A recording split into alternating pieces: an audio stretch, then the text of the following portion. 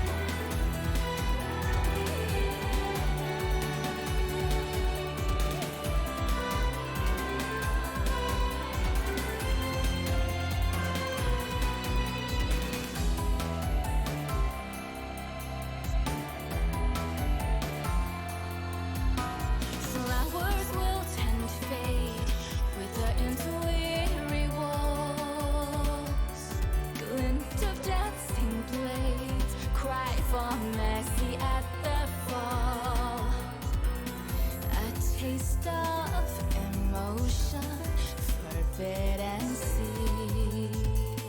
The sting of the flavor, bitter sweet. Ooh, it always ends the same way. And if I don't have a heart, then what is broken? Bonds of time became apart, with bitter woken at the end. And if I don't have a heart, then what can hold them? We were blinded from the start, forever frozen, my friend.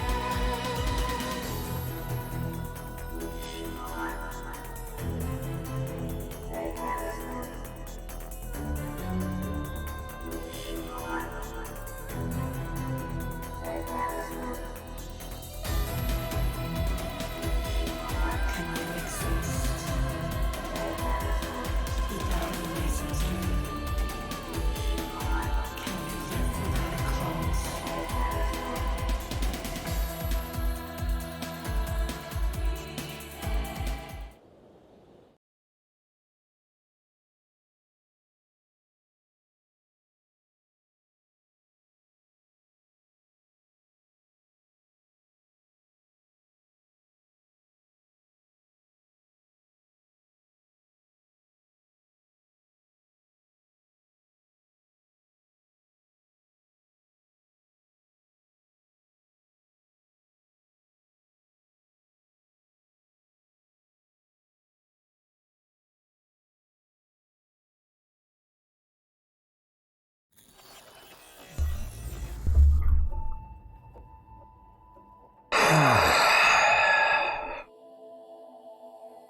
Hey, everybody, speed bump, get out of that. Speed bump, get out of that. Not a place for kiddies. Hey, everybody. Yeah, the Caesar emote. It captures his existential uncertainty very well. Don't get on my laptop either. Cut it out. So starting this playthrough that's going to be all about the depression with some good news. As some of you might know, I am currently on unemployment because, well, there's no work for audio engineers in a climate where there's no events. And I recently got the promised bonus benefits that people on unemployment were getting through the stimulus package. So that's pretty nice. Gonna be tucking that away for a rainy day. So with that good news, let's continue having bad news.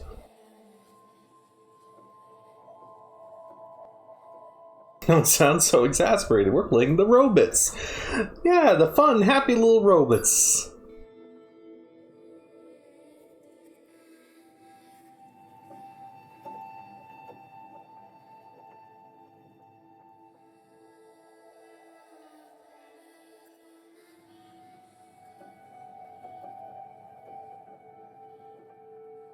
These people, oh, you want attention right now, don't you? You just want attention because I'm playing the video game. Speed bump! No. Do I have any missions I can take at this point? I really doubt it. And get more reconnaissance info to that dude.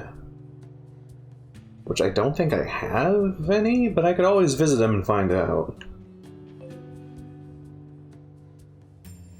Emil's item shop. I still need materials to get some of my stuff to level 4.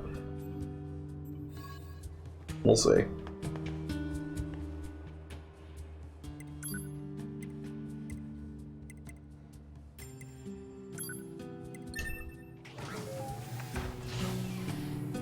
No, I never did the race. Did not want to do the race. I may try it again once I've got the chapter select new game plus stuff unlocked. just as a completion thing for myself. But I looked at what the actual reward for. Yes, I know I broke my own rule again. Whatever. I wanted to see if that quest was actually worth it, and I looked at it, and it's really not worth it.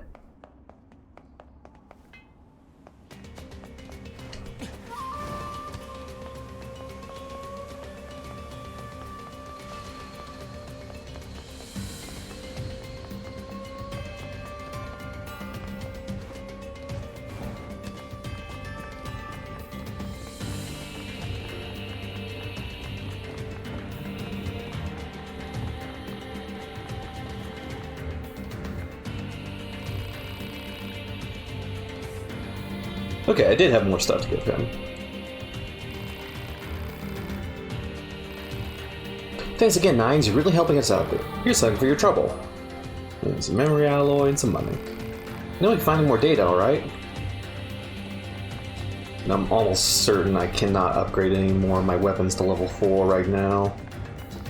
But I will check in with Masamune while I'm here. Bye.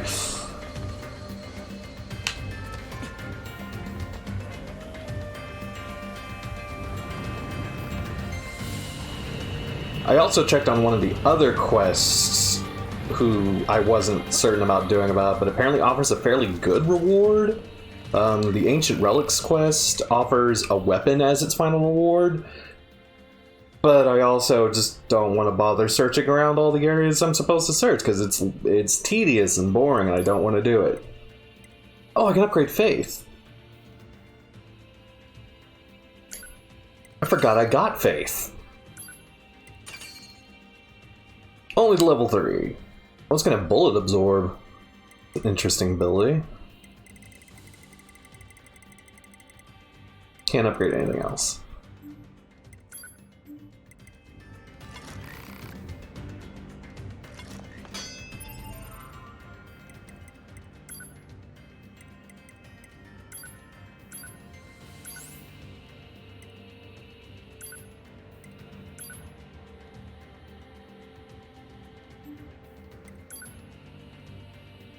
Capital of distant eastern land, there lived a poet who was devoted to his art, but his words failed to touch the hearts of people, and he could make no profit from them. Soon his life became unbearably hard.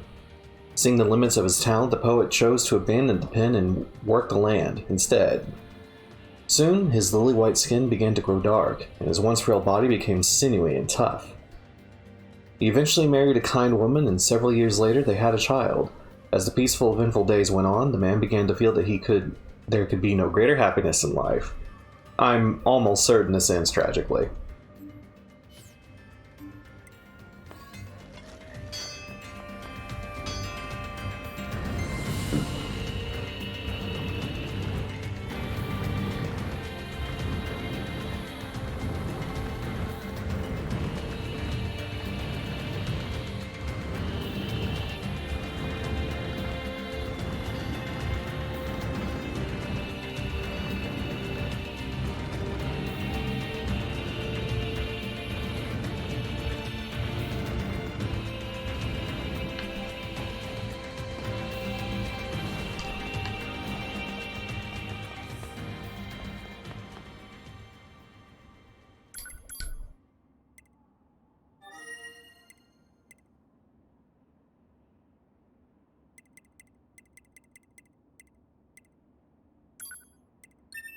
Alright, let's go to the next pillar.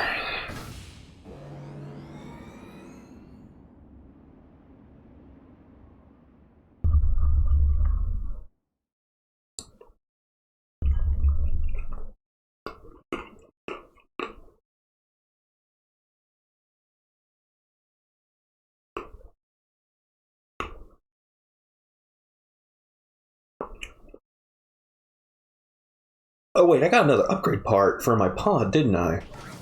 Fuck.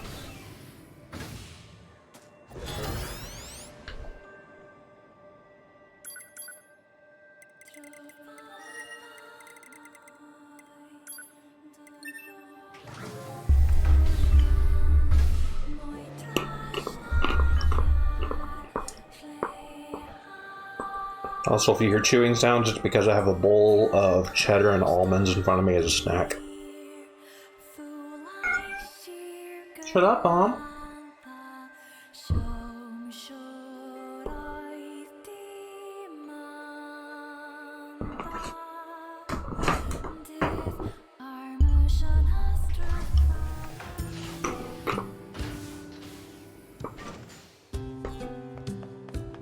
Let's see if Emil's shop is around here.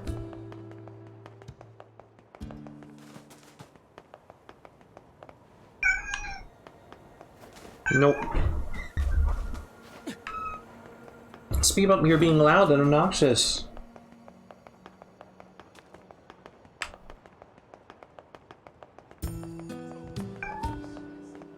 Shush! Dang it. Speed up, you messed me up. Shut up! Speed bump! You have no needs! Actually, I should check if she actually does have needs. She needs water or food or something.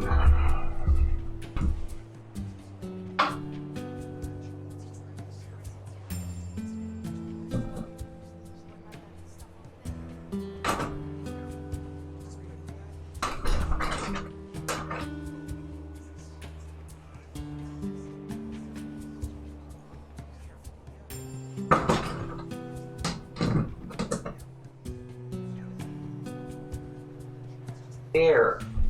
You have food now. Her food dish was low. Somehow, I doubt that will stop her screaming. Oh no, I do not have the parts I need. Speed bump.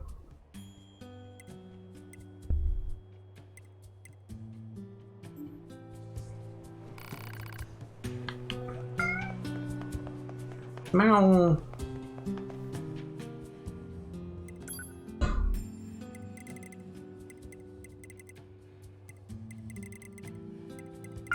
Meow. Meow. Why are you yelling?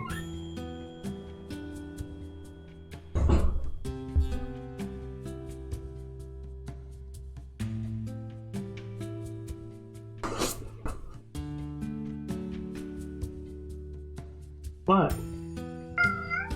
What? Come here if you want some attention. I'm not going to you.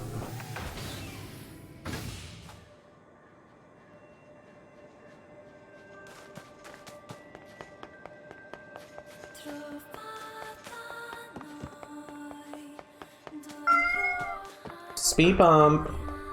Shush. Shush. Shush.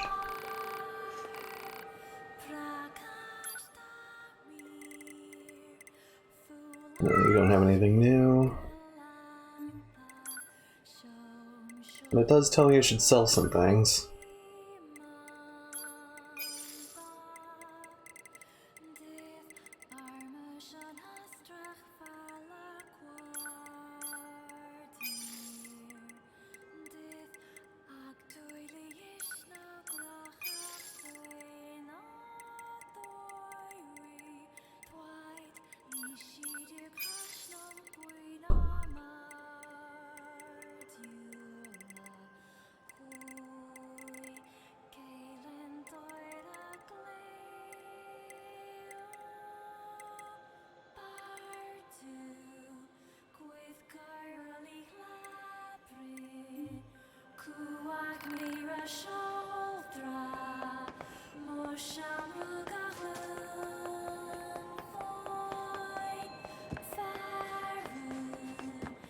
And there it is. It's basically taken over the whole theater. Hello. This is the Resource Recovery Unit. Now activating defense mode. Meow. Over and over.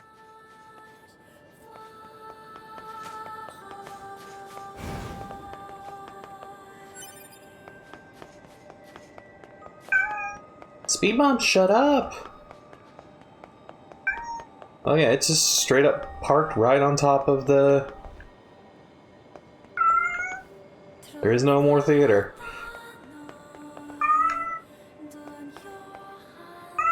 Commencing. Speed bump, shut up! You are being really rude!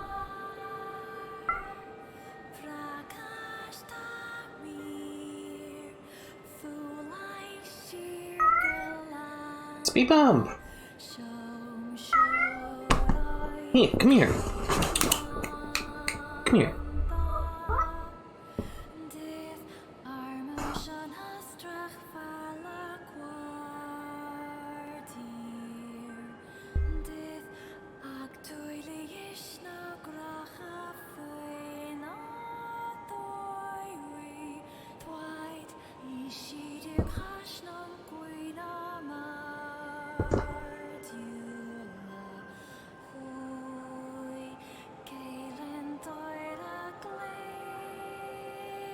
No bites, huh? Oh! Report. Success. I wouldn't call a killifish a success, but whatever.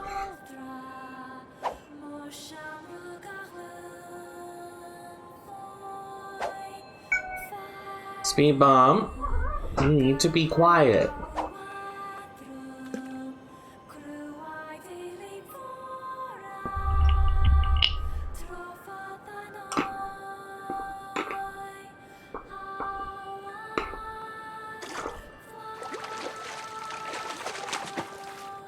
Catch confirmed.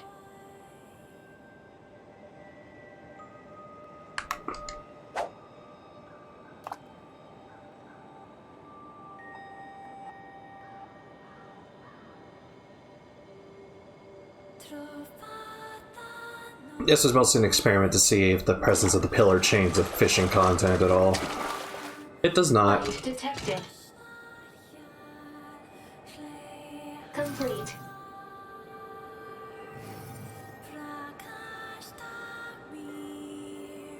Gratitude confirmed. Your affinity with this pod has risen. I wonder what happened if I tried to get on the roller coaster right about now.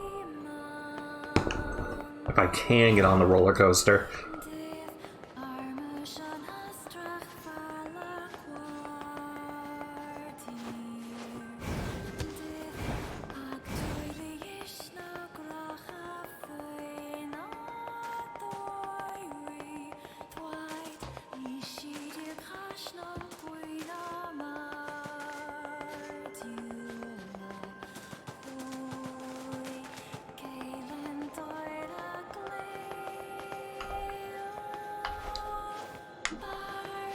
Oh, would you get up there, Nines?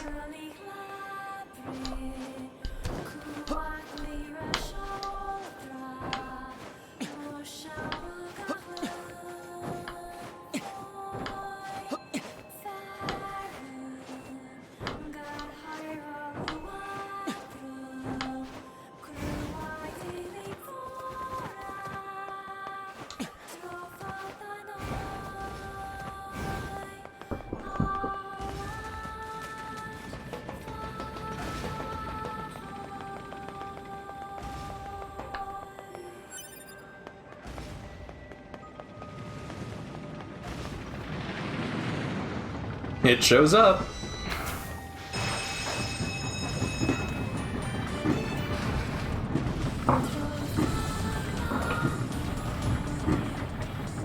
Whoa. All that fog just kind of popped in.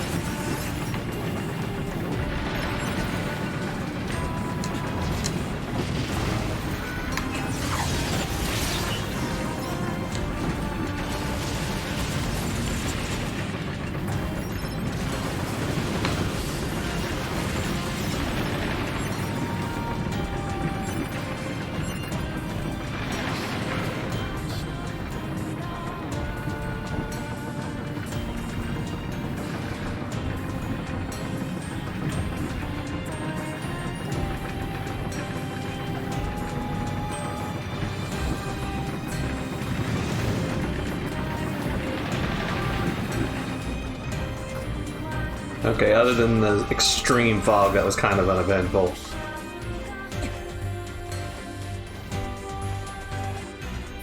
I would like to get off now.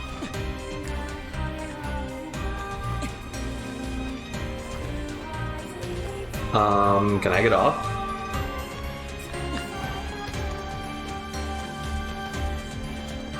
Hello?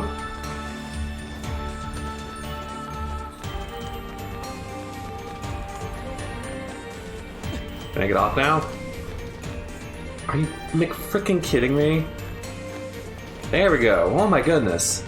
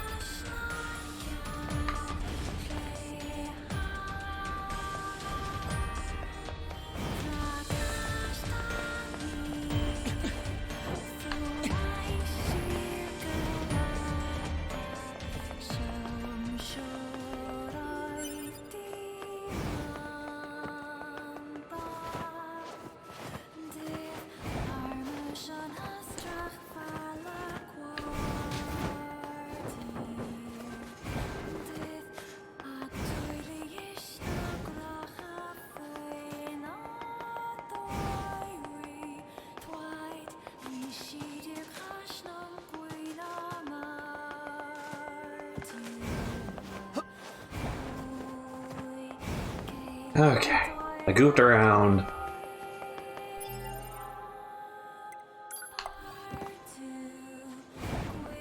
Now it's time to deal with the pillar.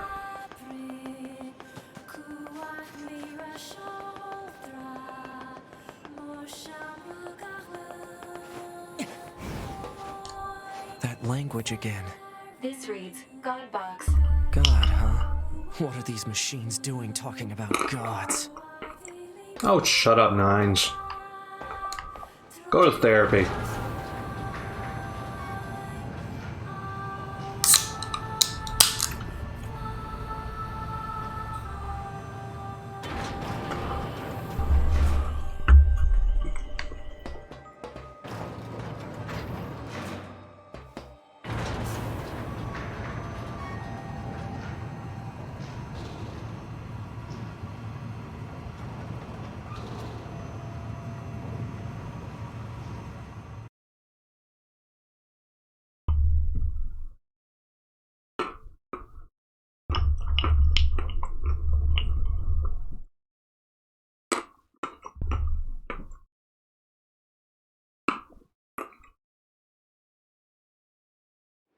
Pod, why did the machines attack Pascal's village? Aren't they all the same? Unknown. Well, aren't you helpful? Proposal. Unit A2 should gather further data on the current state of machine life. Hello, and thank you for choosing Tower System Services. Huh? We've got some very exciting news for everyone today. There's only one lock left to remove from the Tower System. And in order to retain for your faithful patrons, whoever dismantles the final substance will earn a special prize. I don't like the sound of that. The hell was that? Large structural unit of machine life form origin activated to the east. A large what now? What the heck is going on around here? Unknown. Well, let's go check out this large structural unit.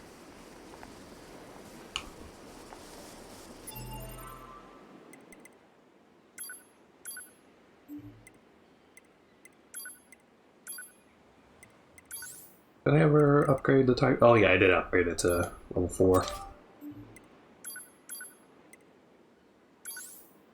Never got the gloves? No.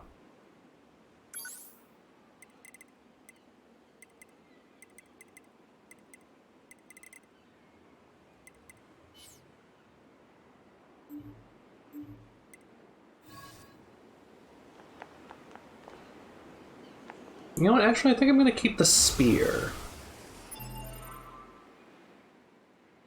Or wait, I know what I'm going to do.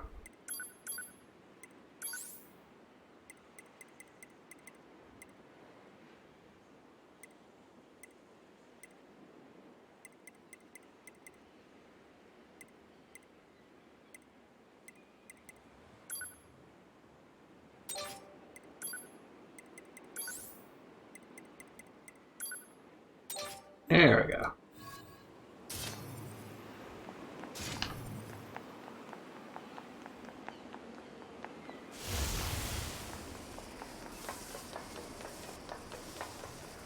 Oh, that looks cool.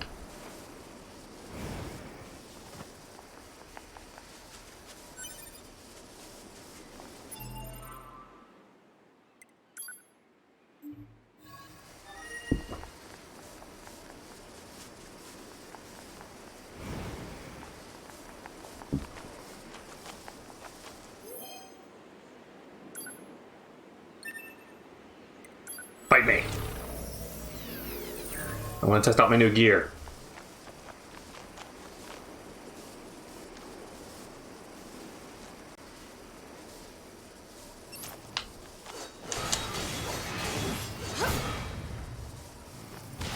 That did not take much to bring you down.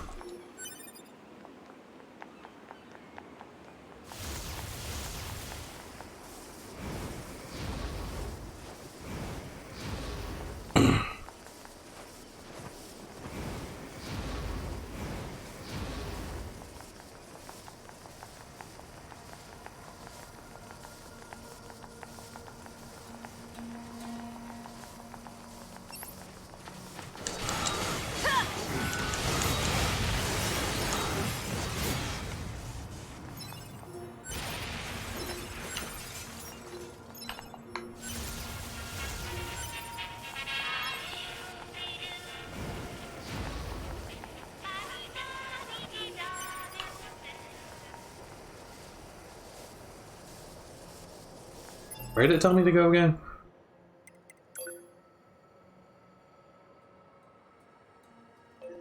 Okay, it's telling me to go to the amusement park.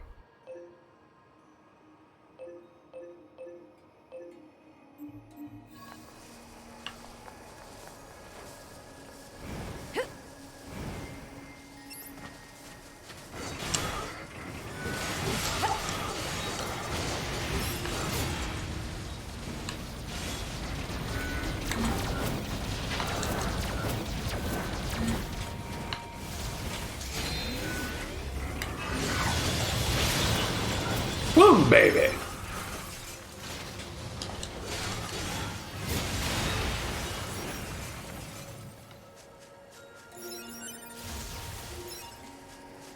I cannot begin to describe how much I like playing as A2.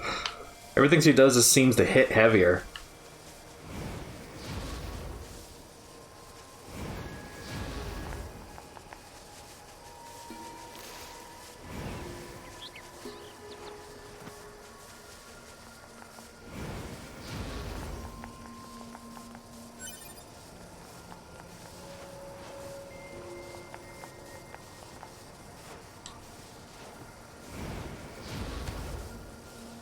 Dang it.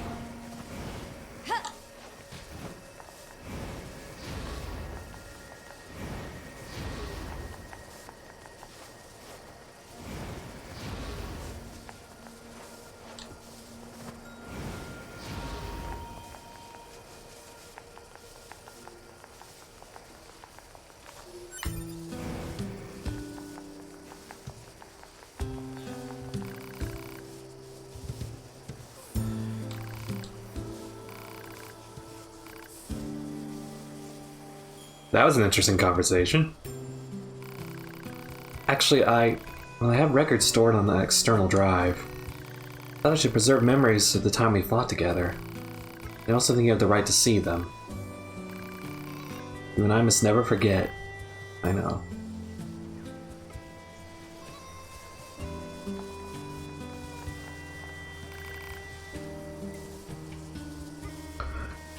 YoRHa Pearl Harbor Descent Person Record Part 1.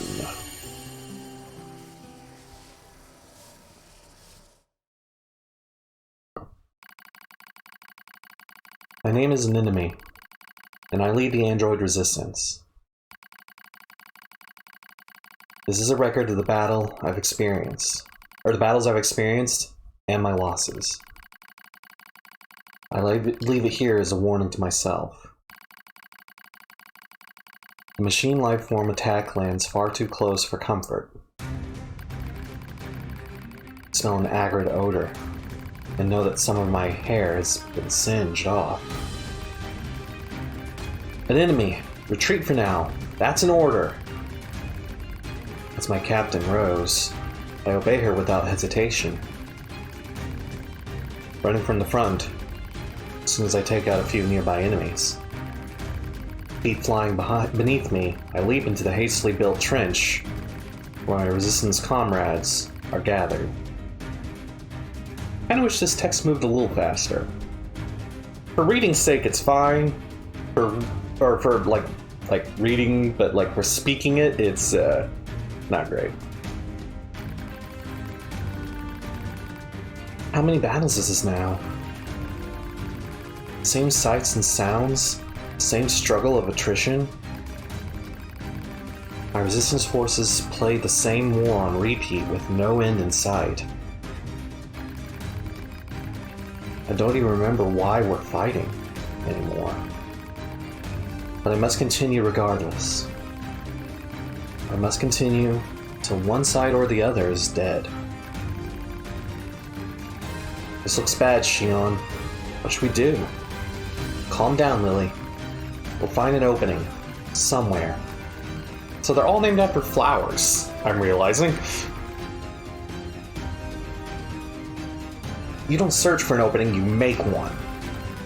Dahlia, wait! I grab Dahlia's arm before she can flee the trench and turn to Rose. She brought us here, after all. She must have a plan of some kind. But as the enemy horde closes in, Rose simply squints off in the distance. There's been a change in enemy movements, she says finally. Someone just started fighting over there.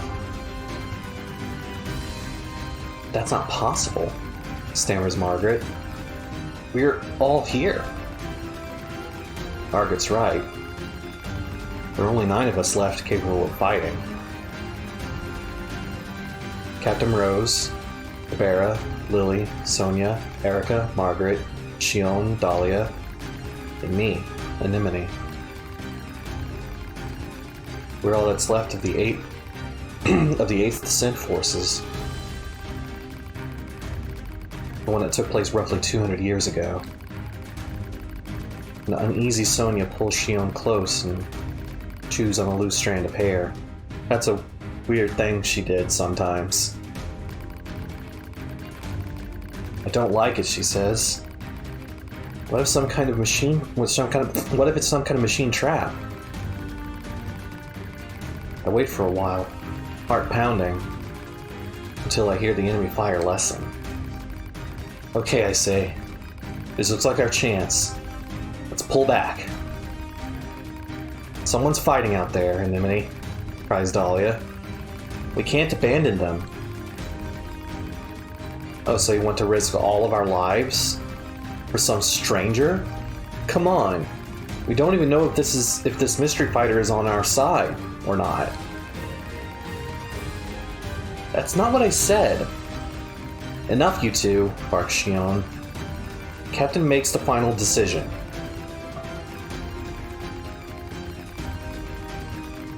After Xion speaks, all of us turn to Captain Rose. She looks us in the eyes, and nods slowly before starting to speak. Ibera, the enemy's heading towards the explosives we set up earlier. Yes? Ibera thinks for a moment. Now that you mention it, yeah, they are. A slight smile crosses Rose's face, but she still seems perfectly composed. Good. And if this goes well, we might be able to take them all out. I want all of you to leave this trench and get to those explosives, says Rose. We'll let the blast take out most of them. then clean up the stragglers. Identifying our unknown mystery fighters can wait until we're done. No one objects to the captain's decision. The moment she issues the order, we all leap from the trenches, one, and re-enter the fray. When we reach the battle, find what appears to be another set of androids, dressed in strange black outfits. Before they even know what's happening, we detonate the explosives, kill the remaining machines, turn our guns to their direction. Alright, I say to the strangers, start talking.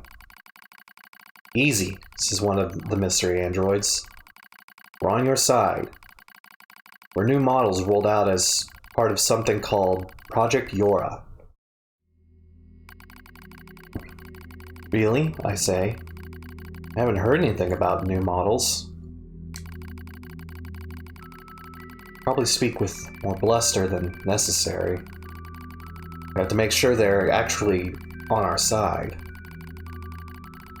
Don't think they're lying, necessarily. But I can't read their expressions, thanks to the giant goggles they wear. Frankly, a little caution never goes amiss in the middle of a war. We learned that the 4 androids refer to each other as number 2, number 4, number 16, and number 21. They also aren't in a hurry to share much more. Our mission is top secret, one of them says. That's why you haven't heard about us yet. I slowly draw my knife and attempt to gauge their reaction. So in other words, no one will know any better if I kill you right now. Stand down, Anemone, says Rose softly. No, cries Lily. She's right. We've all seen how quickly the enemy is evolving. Who's to say these 4 aren't machines that just look human? My companion's not in agreement. This damn war has made us all suspicious. One of the strangers, number 16 I believe, draws a long knife from its sheath. To fight you want, she says. I'm happy to give it to you. Before I can respond, Dahlia leaps in front of me, with her weapon at the ready. This is it. We're going to fight. But just before the battle can erupt, the android called number 2 steps forward. Wait, she says. There used to be 16 of us, says number 2. But the others died during the descent. We're isolated and alone out here. Reinforcements aren't coming. That means we have to finish this mission with the soldiers we have. We don't need more enemies right now. What we need is allies. Excuse me, A2? What we need are allies. Proper grammar, please.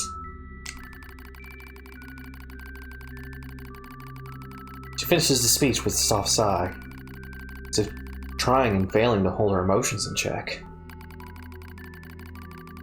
I know that sort of voice.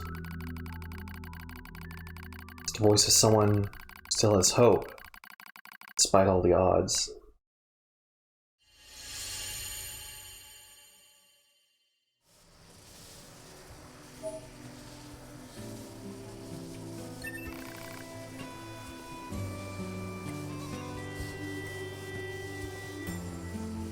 Fuck it, let's sit here and read some books.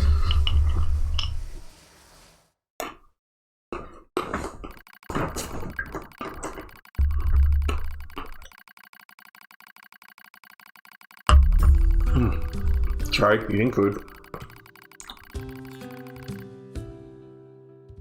According to the YoRHa team, there's an enemy server beneath Mount Kaala. If we can take it out, we might finally gain some ground in this endless war. But in order for that to happen, we need to work together. I found out I could advance the text. After a bit of thought, Rose decides to throw in with the new models. It's a relationship that changes as time goes on. What are you doing, Dahlia? Just showing the city how weak she is, replies a winded Dahlia. Huh, wheezes her opponent, number 16. You're obviously outmatched. Two of them are taking turns hitting each other. It seems friendly enough as things go. Plus, they're doing it for so long that both of them are out of energy. They likely couldn't punch through a piece of paper at this point. The rest of the group stares at the combatants and tries not to grin. Dahlia and number 16 seem to butt heads over the smallest little things. Maybe it's because they're so much alike. It's almost annoying how quickly muscleheads learn to like one another.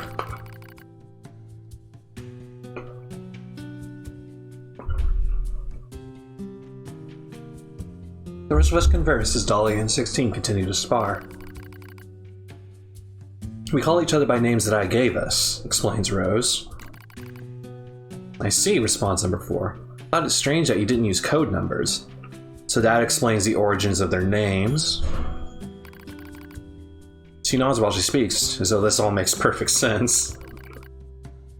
Suddenly, Captain Rose breaks into a wide grin. You know what, she says? I think we should give all of you names as well. No, says number 2. It would be a waste. Rose eyes her warily. A waste? You can name me when the mission is over, she replies as a blush rises in her cheeks. I could tell her words also served as a wish for success. Aww. Alright, responds Rose. I'll think of a name for you by then. She knows this is a fleeting promise, as most of these things are. But it doesn't matter. Already I can see us growing closer to the YoRHa team. Well, my friends are growing closer to them at least. They're all being careless, I state, much louder than I intend. Luckily, the others don't hear or decide to ignore it. Don't get me wrong, I'm not about to go against the captain's judgment. But it doesn't mean I'm ready to just lie down and trust our new friends. Ours is a solitary existence that has long been since abandoned by the moon. No matter how they cried, mourned, or struggled, the voices of our departed comrades went unanswered. So how can you trust an entire squad of new models that you've just met? What's wrong, Anemone? I hear Lily calling to me. She's likely concerned about me being apart from the rest of the group.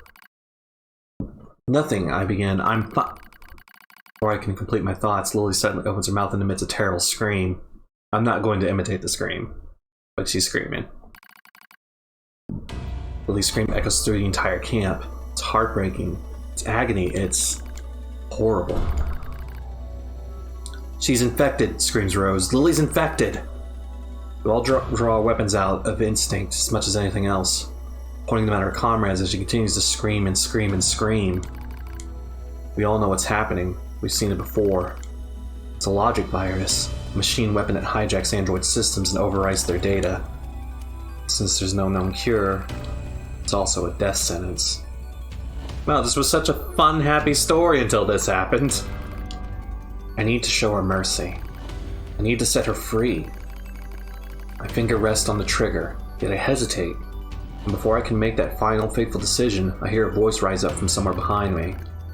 Stop! You can't do this! You can't just let your friend die! It's number 21. Girl I thought to be cool and composed beyond all measure was now pleading with me to spare Lily's life. What do I do? What the hell do I do? Lily said you were like family to her. You can't abandon family, not before you exhaust every possibility. What can you do then?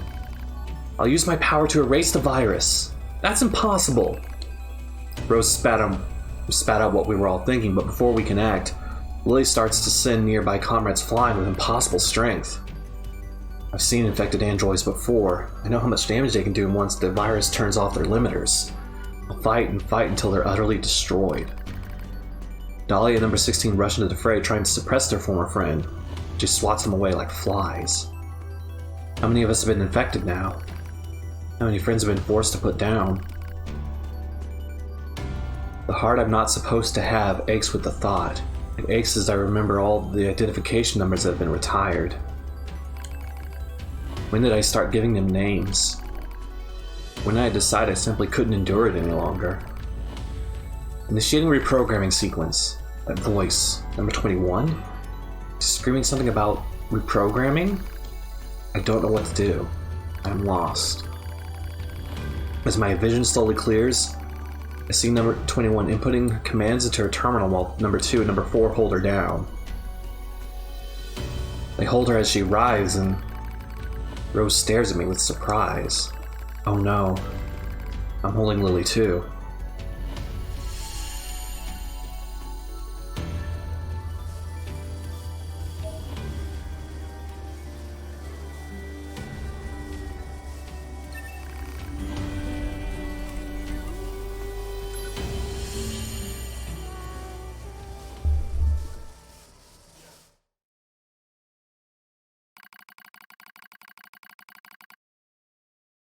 "14th Machine War, Pearl Harbor Descent. The name of the mission entrusted to YoRHa soldiers. Was there ever such furious gunfire? Such bombings that continued without pause? Our target is a machine server under Mount Kalala, and our situation is dire. We need reinforcement, requesting deployment at once." Number 2 speaks quickly, yet calmly, which is all the more remarkable considering the hostile army closing in our position. The command center in the orbiting satellite informs us that no reinforcements will be forthcoming. We are abandoned. We are alone. It's so easy to do from up there, from the satellite, from the moon. "I'll do whatever is necessary," says Lily with a grim smile. Also, Lily made it! Holy shit, Lily made it! That means it's possible to cure the logic virus.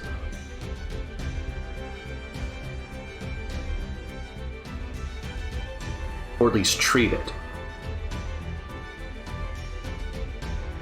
Dahlia and Margaret quickly nod in agreement, as is number 16.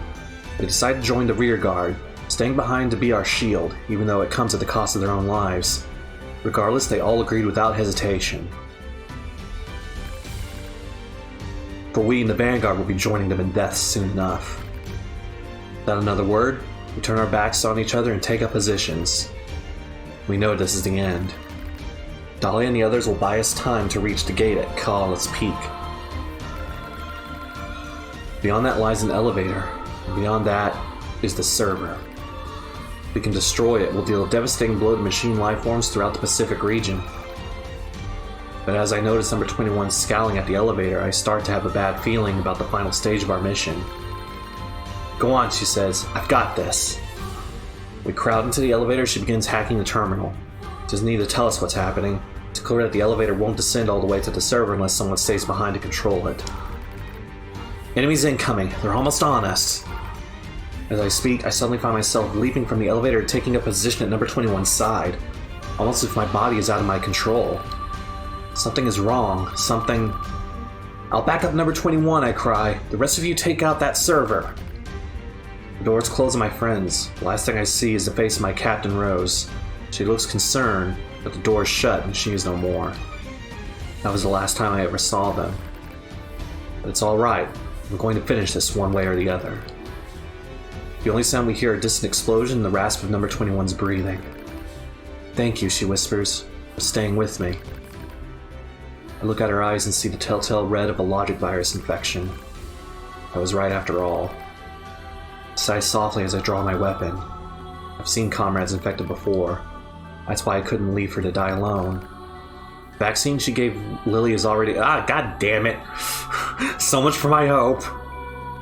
The enemy has evolved. They studied number 21's patterns and developed a new resistance. No one can save her now. "When the elevator reaches the server," begins number 21 weakly. "Then I'll give you peace," I reply. The elevator moves even lower, creating a countdown on number 21's life. How much time has passed? How much can possibly be left? Too long to wait, yet not long enough for regret. A massive explosion echoes in the distance as the hall slowly shakes. It's final act of Lily and the others in the rear guard. They just overloaded their own fusion reactors. The sound of our comrade's demise slowly fades from our ears. As it does, number 21 reaches up, slowly, and removes her goggles. "I'm glad I got to meet you," she says. Her eyes are so red, but not completely. There's a little of herself left. And while it is... "Don't worry," I say. "I'll be with you soon." She smiles as my words reach her ears. As soon as the elevator touches down, I fire a bullet in number 21's brain. I watch the thing that used to be her tumble to the ground. I stare at the gun I hold in trembling hands. I press it to my temple. This will end it all. The war. My meaningless existence. All of it. It will finally be over. Unforgivable. Unforgivable. Unforgivable. Unforgivable. So on and so forth. Your comrades sacrifice themselves and fight to the last breath. They feel suffering, they feel sadness, they feel pain and terror. And you would surrender now? Unforgivable. The voice is a battlefield curse telling those who survive to see their mission through no matter what. It is another me, crying out. I scream at the top of my lungs and race down the hall. I'll show you. If you're going to push me, I'll show you. You'll only be satisfied if it ends with more killing. I leap into the fray with weapons in both hands. Here I am. Here I am. Kill me. As I scream, an explosion suddenly rises up and sweeps everything away. A soft wind touches my cheek. I smell fire. I smell ash. The explosion in the server room was powerful enough to take out Mount Kaala itself, reducing the once proud summit to a smoking crater. The machines immediately drop to the ground and stop moving. I look over the scorched earth. Lily, number 16, Rose, number 2, are any of you? I'm the only one left. The only one. I was alive because I had been afraid to die. I begin to giggle. It's a mad thing, crazed even to my own ears. I'll join you soon. You promised to join her soon. How could I have said such vain, laughable words, such lies? I laugh and I stand in the smoke and the flame and laugh until I think my very throat will tear itself in two. I blink. Daylight drifts through the smoke. I have been standing here all night. My laughter finally depleted. I force myself to my feet. I am the coward who stayed behind, the coward who lived. Now it's my job to carry on the will of those who fought at my side. Since I can't kill myself, I have to fight until someone does it for me. I'll endure every hardship. I'll kill every machine I find. This is my cross to bear. I walk slowly into the west, dragging my broken body along.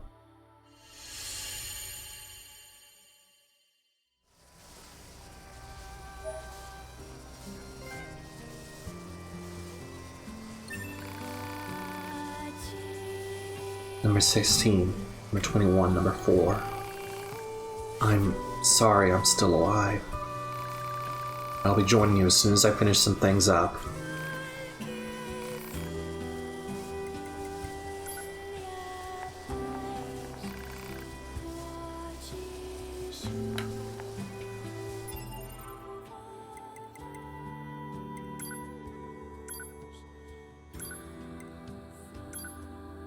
Gunner 16, a unit from the experimental YoRHa squadron that was utilized during the 14th Machine War. Number 16 possessed a rough and tumble personality ideal for her role as gunner, where she was required to attack foes from a distance. Though she possessed a defiant streak that extended even to her superiors, she was assigned to the mission anyway due to her tremendous offensive abilities. During her squad's assault on Mount Kaala, number 16 volunteered to stay behind and hold off the machine lifeform army so her companions could continue up the mountain. She fought with great courage alongside members of the local resistance group, and managed to hold off overwhelming numbers until the appearance of a Goliath that was unaffected by ordinary weaponry. Seeing no other way to end the fight, she chose to destroy the enemy by overloading and detonating her own fusion reactor. This act of self-sacrifice, despite her defiant nature, is one of remarkable interest, and likely merits further study. A unit from the experimental YoRHa squadron that was utilized during the 14th Machine War, number 21, possessed cool and analytical personality that perfectly fit her role as a scanner. Her first, and perhaps most impressive achievement, was using her analytical abilities to cure a member of the local resistance group who had been infected by a logic virus. Unfortunately, she fell victim to the same virus shortly thereafter during an assault on the Mount Kala server. Though she fought valiantly, this virus had evolved into a form that she could no longer remove, which eventually led to her asking an allied unit to end her life. Experimental YoRHa Unit number 21's initial success against the virus has been determined to be valuable information regarding how to construct barriers against machine life forms, which will be included in the basic systems of all subsequent YoRHa squadron members. A unit from the experimental YoRHa squadron that utilizes the 14th machine ward. Though attacker number 4 possessed an unusually bright and cheerful personality, she would still manage to be effective when it came to engaging in close-quarter combat. In addition to providing a morale boost to the group, this unit also used her sunny disposition to form an alliance with local resistance group. She was eventually killed during the assault on the Mount Kala server, cause of which was a self-directed overload of her own fusion reactor. Further research reveals that she undertook this action as a means of protecting her companion, attacker number 2. One further note, while this unit's cheerful personality provided certain benefits to overall unit morale, it was also responsible for a decrease in fighting spirit during intense combat. As such, is deemed inappropriate for future combat models. The unit from experimental YoRHa squadron was utilized during the 14th Machine War. She specialized in close quarters combat and was programmed to have a neutral personality. Attacker number 2 took command of the squadron after the death of its original captain number 1. Despite issuing many questionable commands during her initial time in the leadership role, she eventually formed a working relationship with the Resistance and succeeded in destroying the enemy server located on Mount Kala. While the experimental YoRHa unit number 2 possesses great growth and adaptability abilities, she also deserted her post following the destruction of the server, and as of this moment she is yet to be apprehended. Our R&D group is currently conducting further research to determine whether or not there were issues with the model's personality settings. The missing experimental unit, now designated A2, will be handled by the Type E division.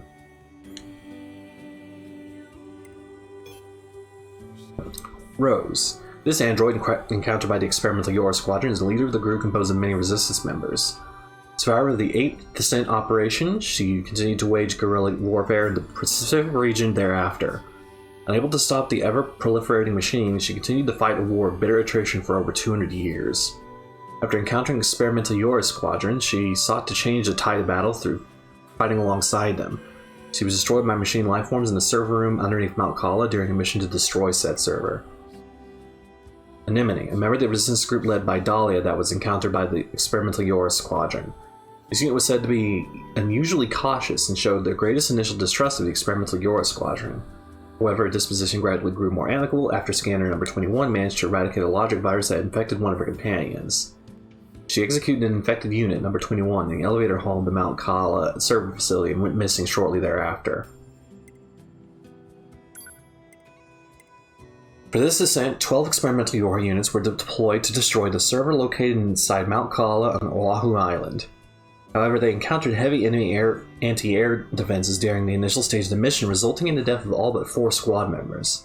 The remaining units that joined up with the members of the local resistance movement had decided to continue the mission despite their initial losses. Even in the face of a fierce enemy counterstrike and overwhelming numerical odds, hold on, I need to drink some water. I've been doing a lot of reading. A handful of units managed to reach the target location, which point unit number 4 overloaded her fusion reactor and destroyed the enemy server. While the destruction of the server struck a blow against enemy forces, the true purpose of the operation was to monitor and research how the experimental YoRHa units behaved during battle. This information would then be studied and integrated into new YoRHa models once the project were to proceed past the experimental phase. One note of concern has been verified that the black box signal of the experimental unit attacker number 2 remains alive. Due to the possibility of the unit being captured and compromised by the enemy, and due to the unit's existence itself being a matter of highest level confidentiality, it has been decided that this is to be recovered or disposed of by the Type E division once the group is fully operational. So that is what A2 means when she says Command is the one that betrayed you. They were a big fucking experiment. And she's not happy about that.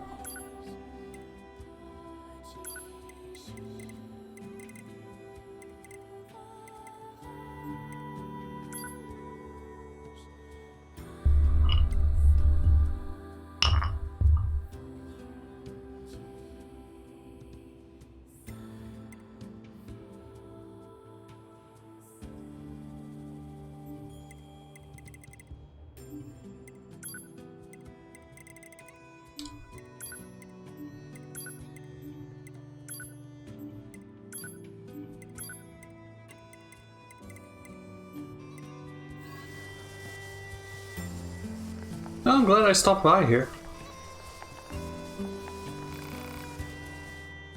You don't have anything new, do you? No. Fucking death rattle. Why would I willingly equip that?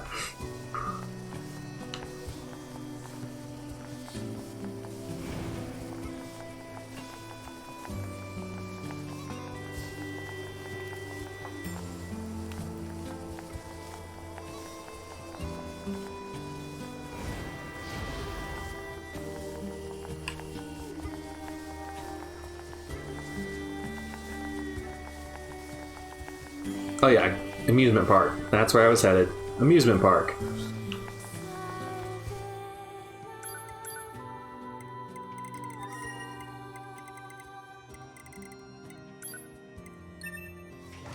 Why do I have a feeling I'm going to be fighting nines?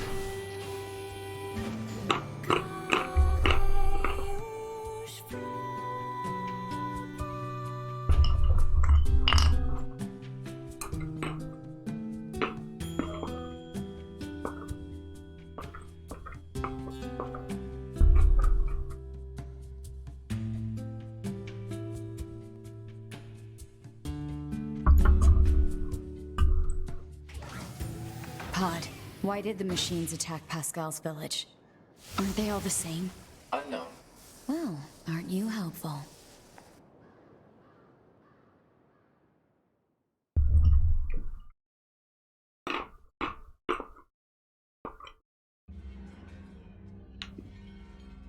Alert. Excessive combat activity will put unacceptable strain on your body. Shut up! Negative. This support unit is assigned to YoRHa Unit 9S. As such, being concerned for said unit's well-being is a requirement. Whatever.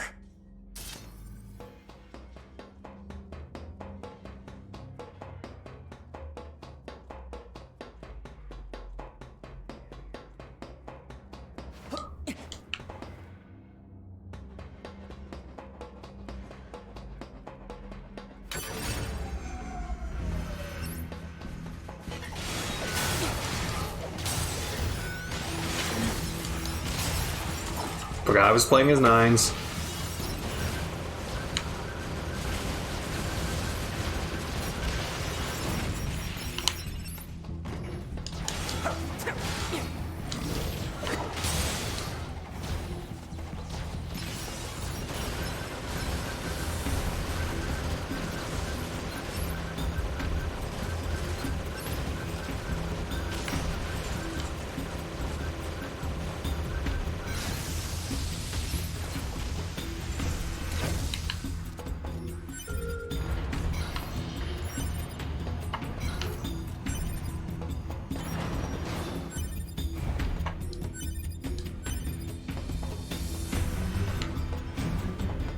Didn't really drop anything worthwhile.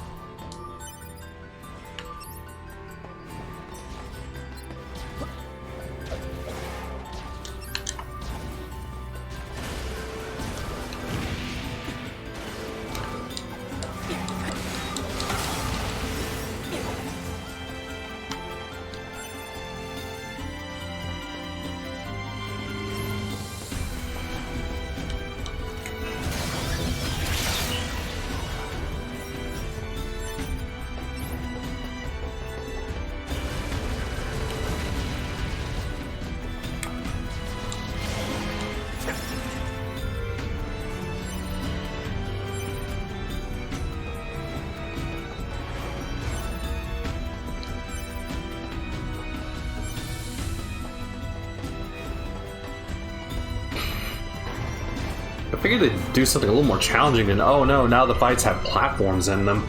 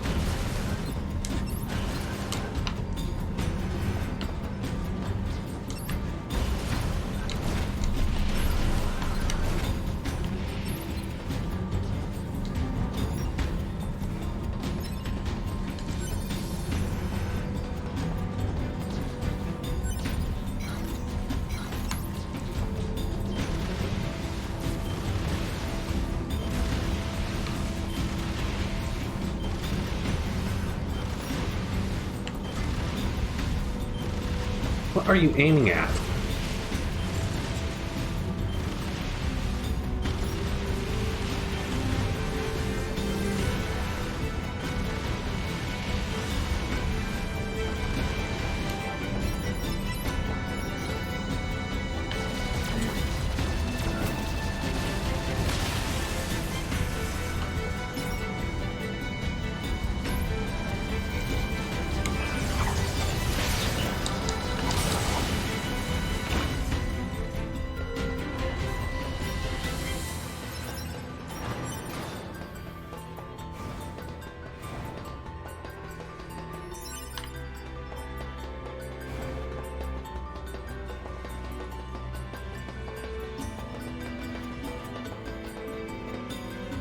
Oh wait, I came from there.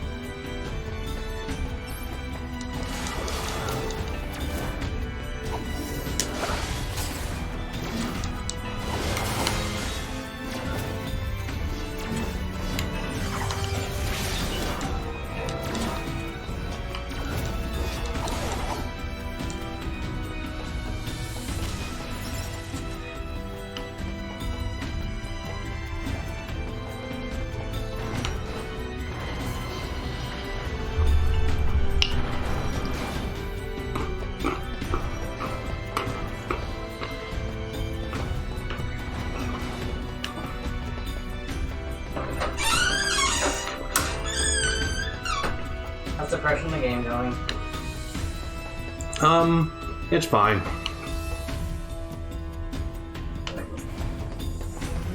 I found a optional like info dump thing that I had fun reading about A2's history and anemone and how all that situation came to be.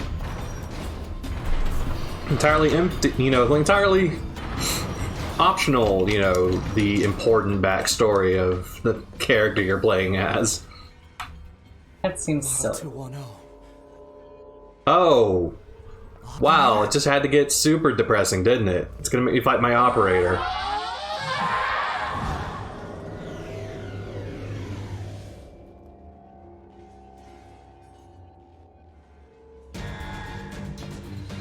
Oh no. So this operator model is... Affirmative. Operator 210. Volunteered to undergo Type B equipment transition during previous descent. Sent to front lines as Unit 21B. Recorded as missing in action 4 hours later.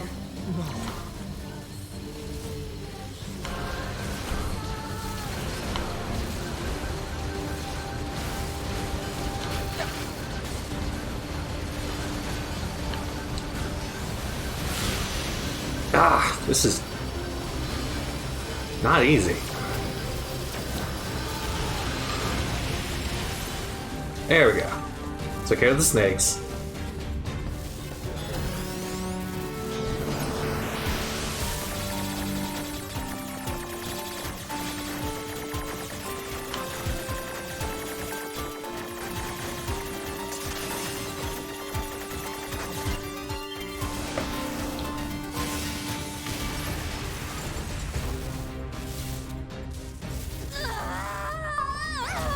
There we go.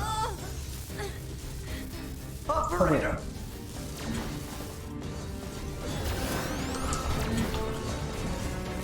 See this one.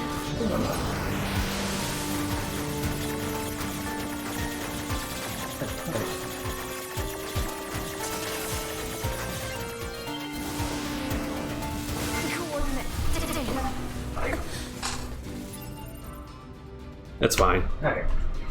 Why do we hurt the ones we love? Shut up, John. Locations specified. Please keep mission related. One affirmation. Suffice. Shit.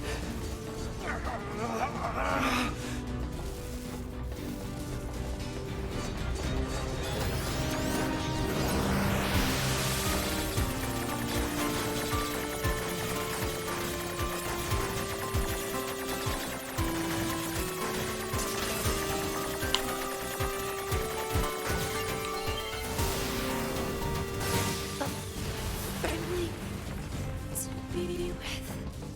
Please. Kill.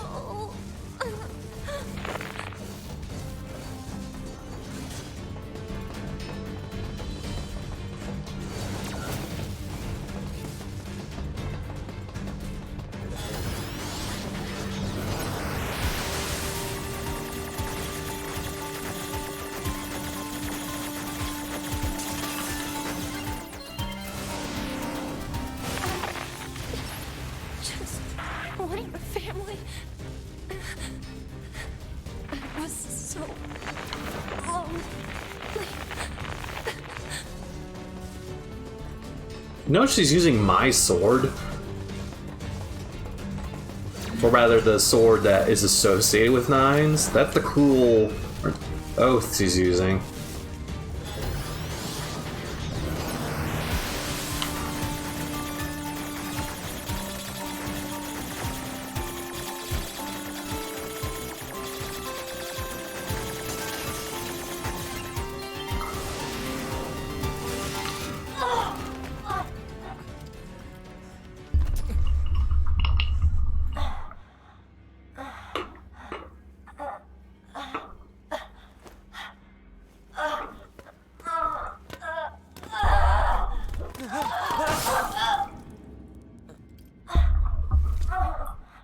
Oh, good. Give him more reason to hate A2.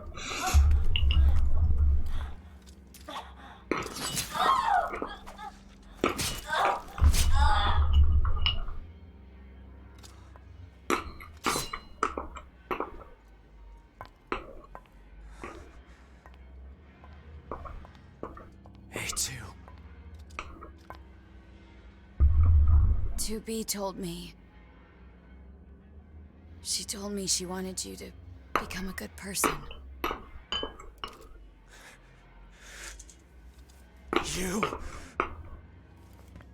Don't you dare talk to me about 2B!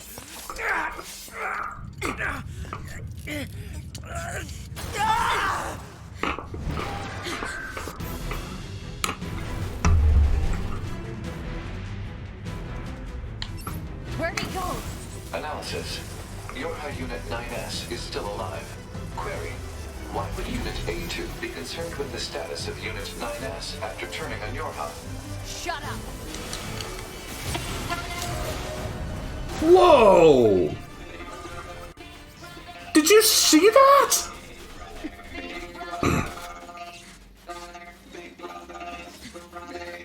Did you see how much damage I did? That was a reflex.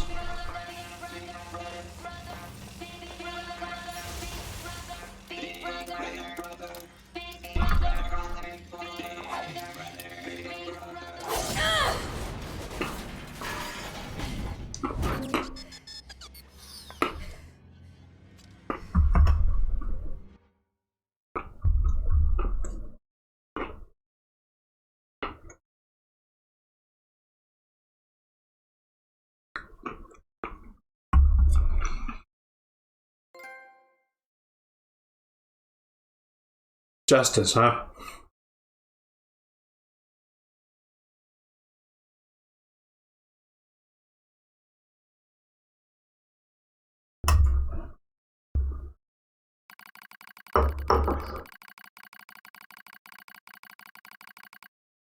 Contact initiated between Pod 42 and Pod 153. What's the matter, Pod 42? Protocol is not interface intended for conversational use. Acknowledge, however, this pod has confidential transmission for Pod 153. Understood. Begin transmission. An error has been detected in the transmission network between... Pardon me, I got stuff stuck in my teeth. I'm so sorry. Ruining all these dramatic moments with my mouth sounds. Error has been detected in the transmission network between Pod 42 and Pod 153. Hypothesis: said error is fragmented data caused by deterioration of the transmission environment. It may be so. However, it may also not be so. Message unclear. Clarification requested. After repeated information exchanges between multiple pods, an unexpected phenomenon has occurred. We pods have developed unusually protective feelings towards support targets 2B, A2, and 9S. Query: could this be our will? I mean, you guys started using contractions in another conversation.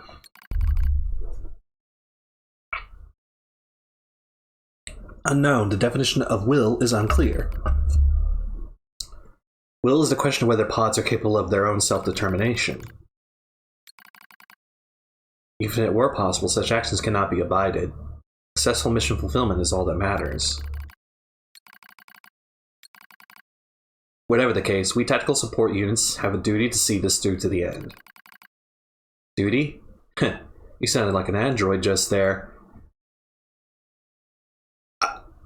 The irony of that statement, that is beauty right there. Agreed. But as androids are influenced by humans, so are we tied to our creators. Perhaps. Pod 153. Do not die. The concept of death is no meaning to tactical support units. However, your expression of concern is appreciated. I also hope that you do not die, Pod 42. Yeah. Physical check complete. Memory check complete. Maintenance mode complete. YoRHa Unit 9S. Activate. Good morning, 9S. Am I... Analysis. The enemy structural unit collapsed during battle. Unit 9S suffered damage from the fall and was placed in emergency suspend mode. Fall location was deemed too dangerous, thus said unit was transported to current location. All system checks and reactivation complete. Operator. Operator model 210 is deceased. Black box signal not found. Oh. Situation report. Tower access authentication key acquired.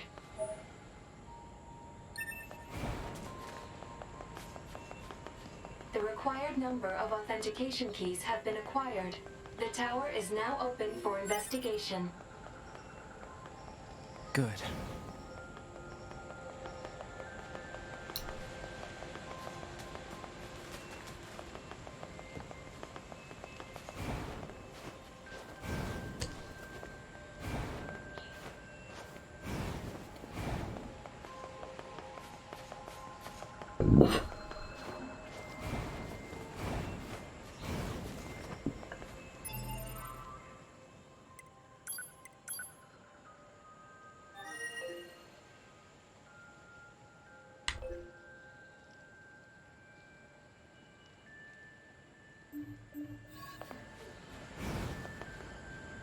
Oh, wait. I can just freaking go to the save point over here.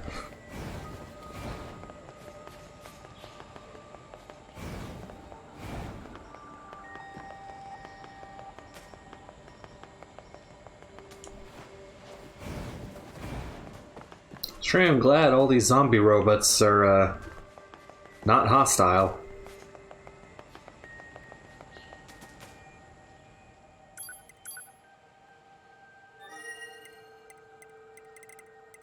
Let's give some more of this unit data to our friend.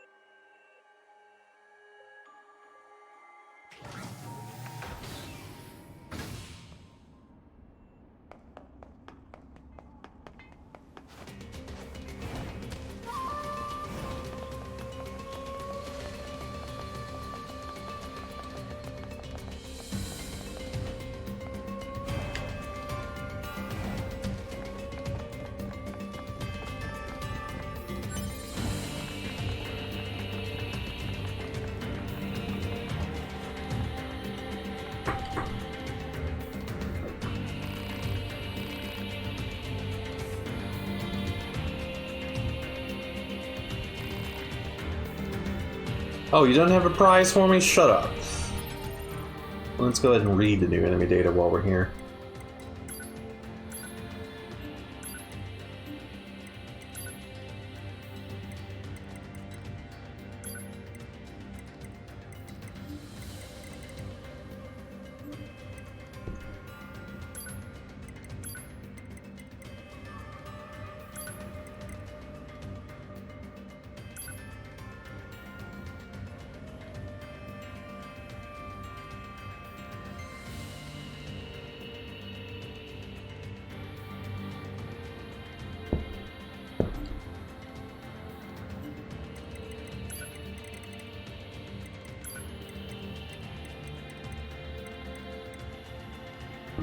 There she is, pronounced 21-0. Calm and skilled at analysis, his operator was originally in charge of relaying messages to 9S. She personally requested to have her equipment transferred to a B model for the drop, after which she joined the battle as 21B before going missing. She was eventually encountered again at the rescue recovery unit in the amusement park ruins, where she had already been overrun by the virus. In the end, A2 had no choice but to take her life. I don't doubt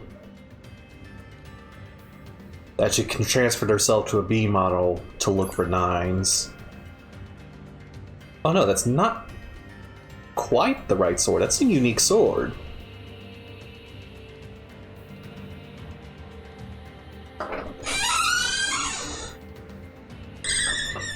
Yeah, but I wouldn't be surprised if that's how she wound up there. What? Nothing major. Here, I put that back. Where's the stupid cat? I don't know. Oh, there she in a is. stupid chair. Augusta, the machine life form, I barely got to see fight because I took him down in like 2 hits.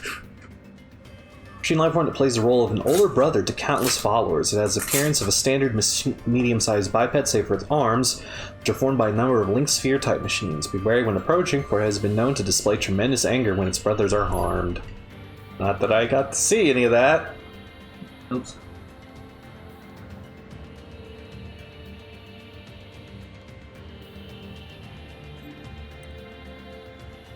Friedrich, the little brother machine, life form that desperately poured oil onto the machine he called his sibling. In heat of battle, this unit begged for his brother's life to be spared, only to see him cut down without mercy. Oh. That's fine. A2 was not in the mood.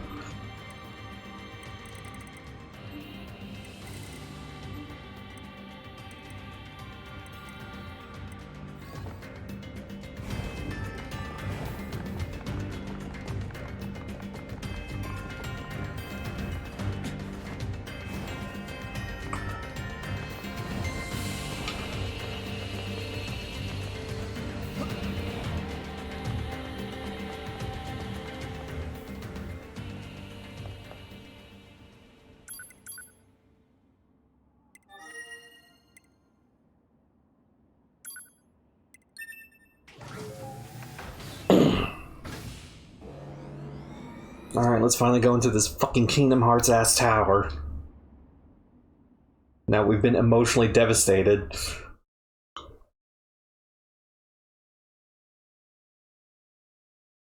I have a really inappropriate jingle stuck in my head. Bust a nut, bust a nut. You remember that Corn Nuts jingle? Oh, the one from the radio. Yeah. Yeah, that thing. I'm so glad I was able to hear that as an adult, because I swear to God I made that up. Whoops.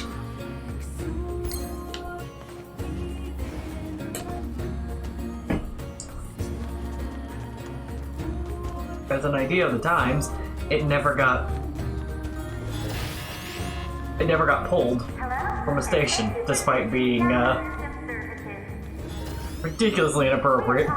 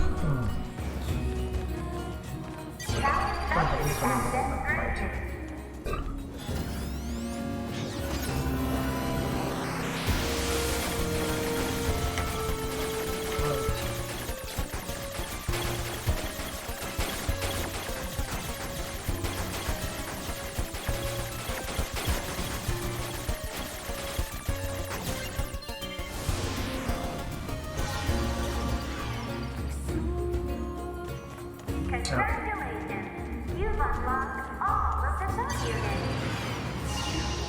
That means a special prize is waiting for you inside the tower. We look forward to serving you. Alert. Enemy caution level rising. Cause is most likely concerned over Unit 9S gaining access to tower. Out of my way! Damn it!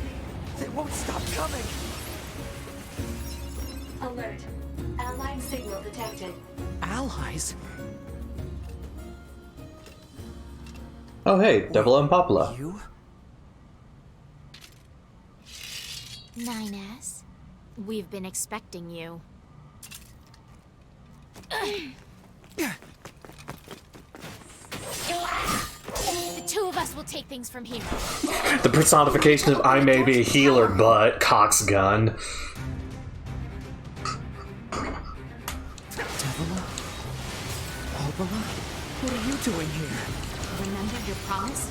What are you talking about? Come on, 9S. Hack in while you can. None of this makes any sense! We'll explain everything once we're inside.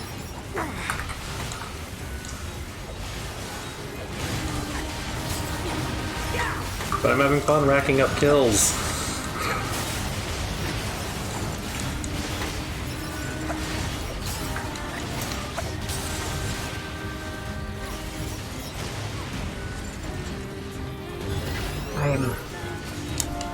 Hack the thing I'm pointing. Oh my god. No.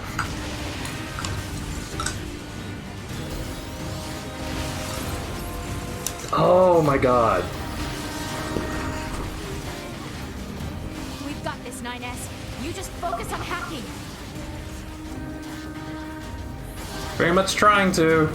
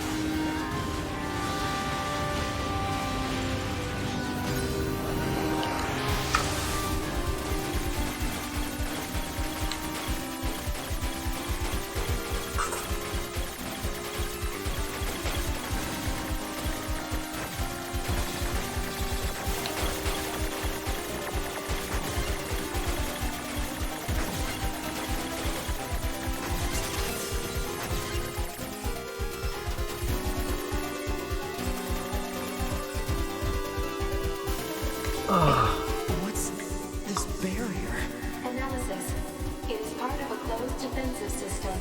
Well, how do I break it down? Hypothesis. Unit 9S could permit its self-consciousness data to lose control. The resulting energy surge has an acceptable probability of temporarily paralyzing the barrier. That's almost as bad as not going in at all!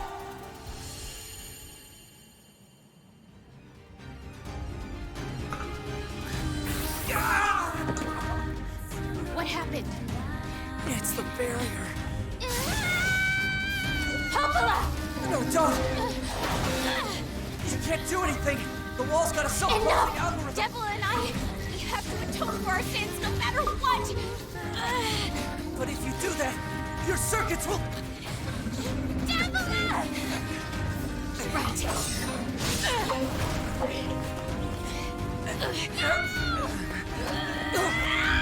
We'll explain once you get in. We won't explain anything.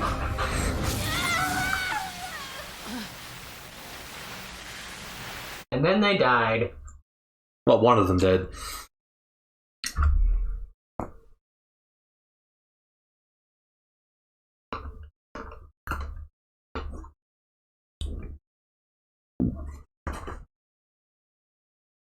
So now I'm in the Kingdom Hearts Tower. Alert. Data records discovered for units Devila and Popola. Do you wish to open this data now? Fucking yes, I'll do it now. Nah. You guys have been giving me information cock tease this entire fucking game. Dusty wind kisses my cheeks. Buried in sand, we press forward one step at a time. We have nowhere else to go after all. Because our models, the Devila and Popola models, are defective. For instance, in the project's initial phase. When first we awoke, there were still people. They had flesh, egos, emotions, souls. They issued us a single order. Function as observers of Project Gestalt. This is the sole mission of the twin Devila and Popola models. It's the only reason we exist at all. We were the latest model, but many companions shared our appearance. There was a sparkle in all of our eyes, a sense of pride at having been entrusted with humanity's future. And yes, there was anxiety as well. But we existed as a pair. We shared destiny's burden as a pair, and because of that, all hesitation was swept away. Each pair was given their own cities as observation areas. We were ordered to guide the replicants with our own hands, all for the sake of the promised time that would one day arrive. We were the only ones who could handle such a duty. We were observers, after all.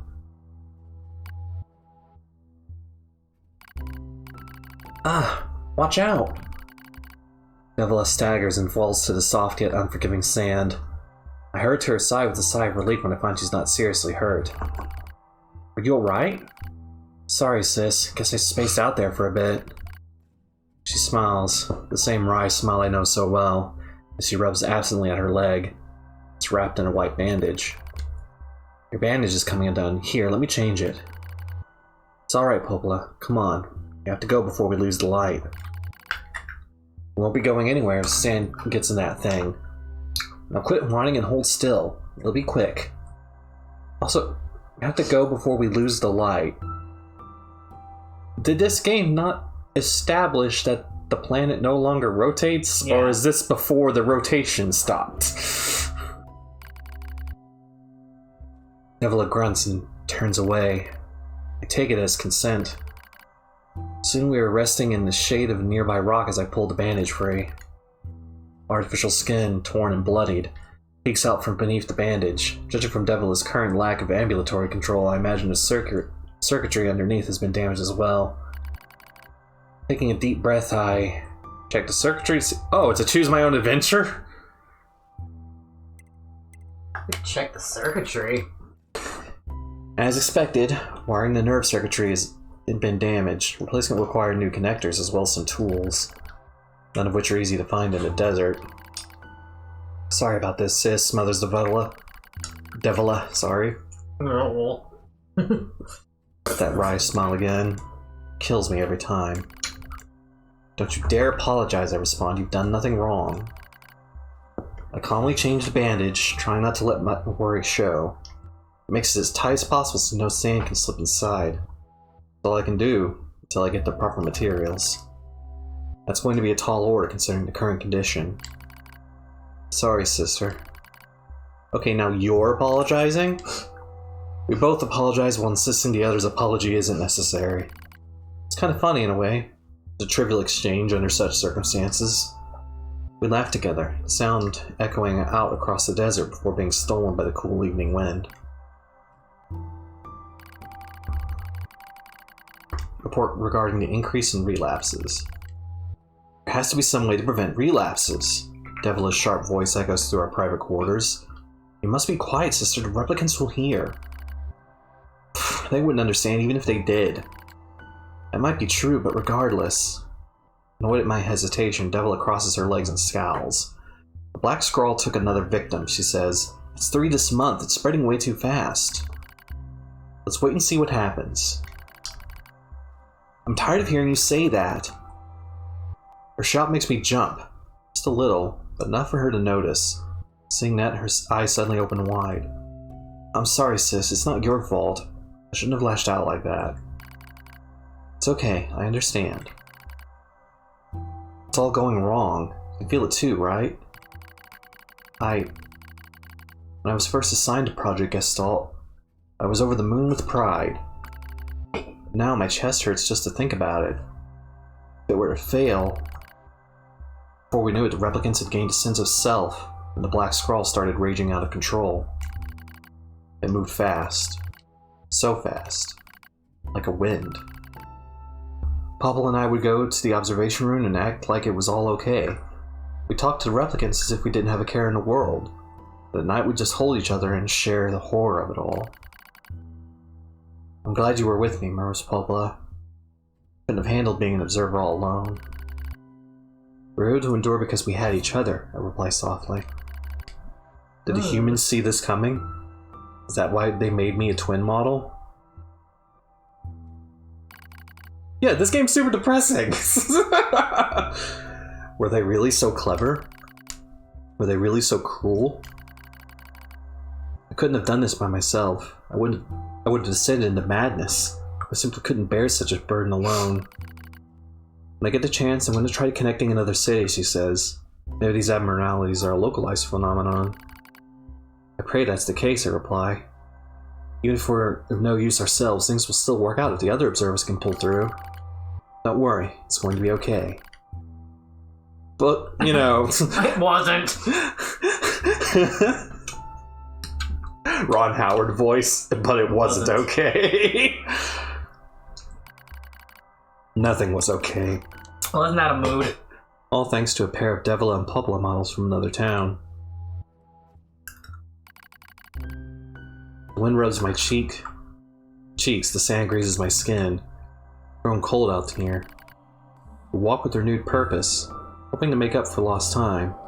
Devila loses her balance every now and then. It gets bad after a while. I slip myself under her arm so she won't fall again, and we press on. Is your leg alright? Well, I doubt I'll be dancing anytime soon, but yeah, it's fine. She smiles as she says this, but I can tell she doesn't have much left. And yet, she continues to smile, also I won't worry. I remember when our resistance allies injured her leg. I was furious, beyond fury. I wanted to scream and cry and lose myself in it. But then she smiled and all that rage just drifted away. I think we have the same face, yet such different smiles. One day I realized she reminded me of the martyrs I'd seen in old records. That was the day we decided to leave our town forever. I don't want her to become murder. Bye! Record of Project Gestalt's end. Our role as observers ended on the day Project Gestalt collapsed, all due to the actions of Devil and Popula models from another town. With the original Gestalt lost, humanity was doomed to an inevitable extinction. Knowing this, we gathered what remaining replicant data we could find and launched to the surface of the moon. And though success was unlikely as finding a lost... Though success was as unlikely as finding a lost sand grain in a desert, we still had to attempt it. We still had to try. We were androids, you see. Protecting humanity was our instinct.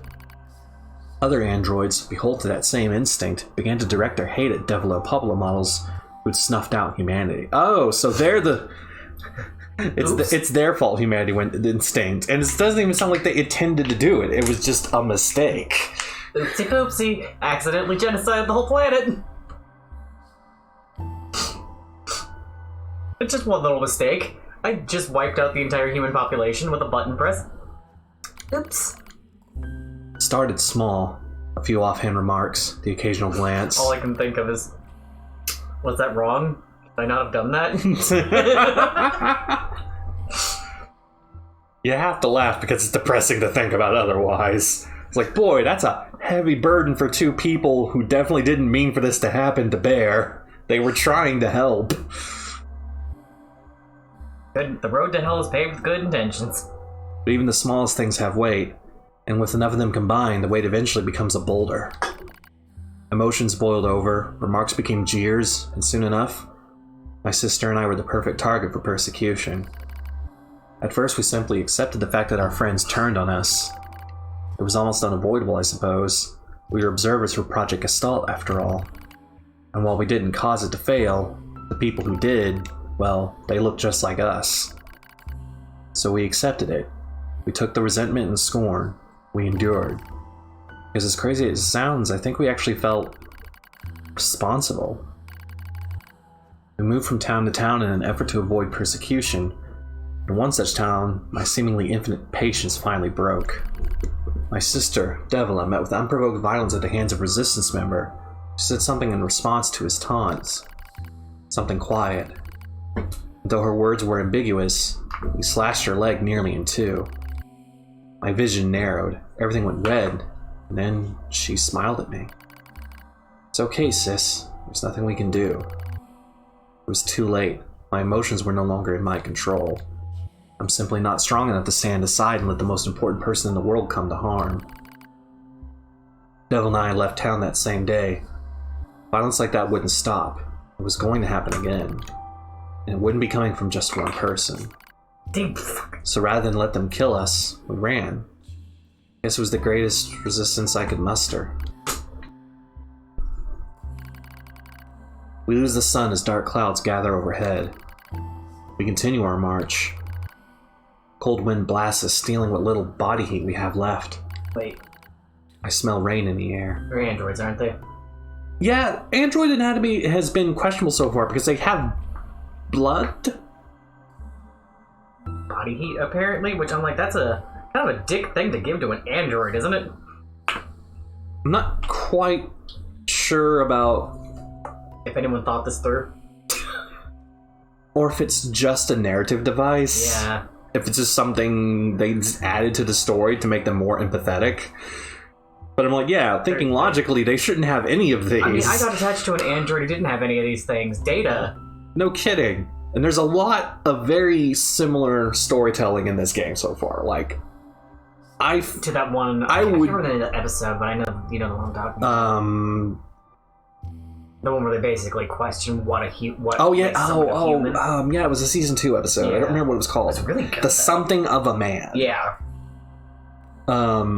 I would not be surprised if Yoko Taro was a Trekkie. Like, I wouldn't be surprised at all if some of the stories about Data helped inspire this whole thing.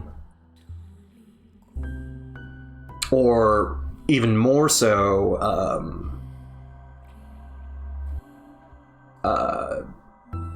fucking Philip K. Dick. You understand Electric Sheep? Yes. It's that one, and I can't remember the name of the story that Total Recall's based on. Well, Total Recall doesn't have androids. No, it doesn't. Blade Runner. Blade Runner, thank you. I remember the short story name, but not the movie. We continue our march. Sometimes we hear animals howling in the distance. It makes us flinch every time. But we continue our march, because even this is better than suffering at the hands of our fellow androids. Why must we suffer this persecution? I know we're the same model as the androids who doomed humanity, so I understand that part. At least a little, anyway. At the same time, we're not them. We're not the same. We are who we are, and that Devla and Popla were who they were. That's how I felt when I saw Devla being hurt. I wanted to shout it at everyone. I wanted to scream. As far as I'm concerned, there's only one Devla. And for her, there's only me. No one can take the other's place. Rain falls from the sky. It simulates our sensation nerves like cold needles. We need maintenance badly. That's a pipe dream, I suppose. That's what it was called. Sorry, I was trying to... The episode? No. Oh. What Total Recall is based on. Oh, yeah. We can remember it for you wholesale. That's one. Not related. We need maintenance badly. That's a pipe dream, I suppose. No android would dare help a pair of outcasts like us. The Measure of a Man. The Measure of a Man. There we go. Yeah, Season 2, Episode 9. Are you cold, Devila? I'm alright, as long as you're with me, sis. Feel the same. We press our bodies together to try to retain heat. It's cold now, much worse than the searing heat of midday. We just smile at each other and keep pressing on. There's another camp on the other side of the desert. A new camp. We can just get there and finally fix Devila's leg. And yet, I wonder if there's anywhere on this planet that will take us. Hey, what's wrong? It's nothing. Don't worry about it. I do what I can to suppress the anxiety in my chest and keep walking. The rain grows worse. It lashes at us without pause. Is this our punishment? I reach out and...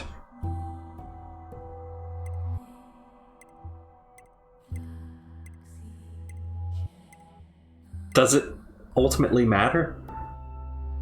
Support. As long as we have bodies to support one another. As long as I have someone with whom to share my fate. I will press on no matter what happens to me. Because I won't ever stop protecting her. I won't stop. No one stops. For that is the fate we twin androids have been assigned. The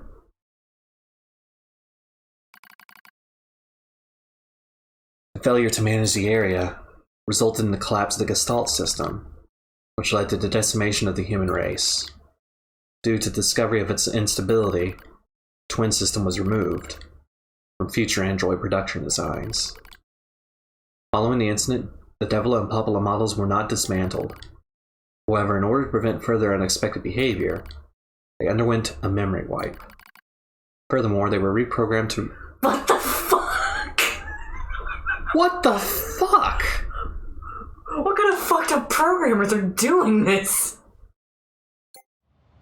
That is all that remains from their personal record during the era in which they were referred to as administrators. I see. I made a robot that screams. The androids Devila and Why? Popula seem to prefer death over surviving alone. There was a very high probability that at least one could have escaped. I hope you never have to understand.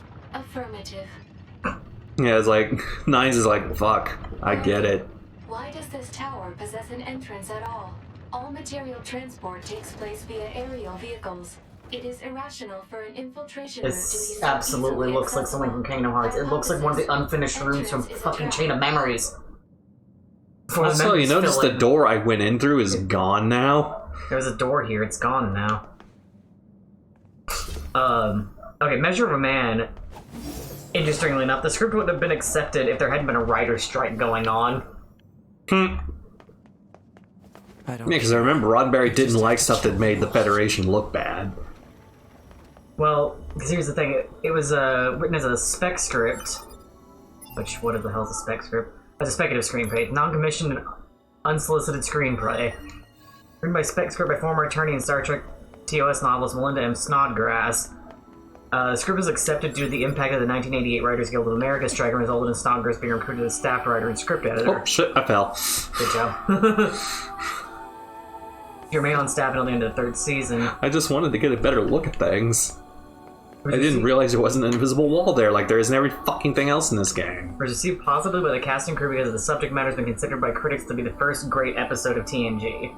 Wow, this place is very trippy. You know what it feels like? It feels kind of like when you look at the wrong end of a Bloodborne map. Yeah. Like when you accidentally fall through the map if you fall through the water in the Fisherman's Hamlet. The Fishing Hamlet, rather. I'm sorry, that's an extremely specific reference.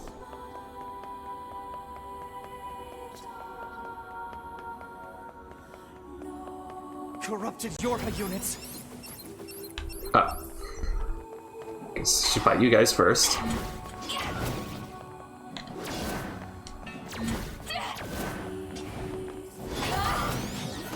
Excuse me. Drink. Almost off break anyway.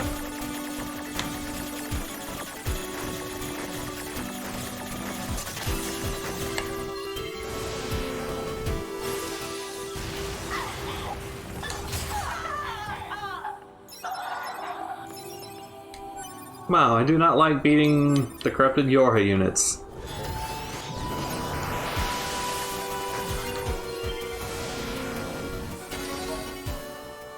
Project Gestalt Report 9.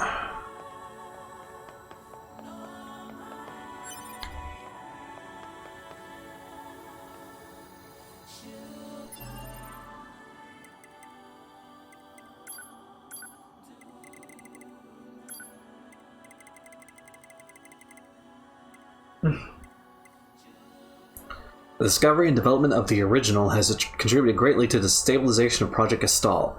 Long-term management of the original will be handled by the Hamlin organization.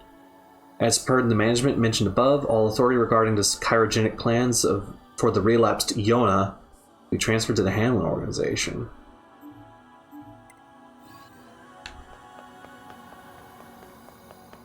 That doesn't make any sense just yet. I'm sure it will later.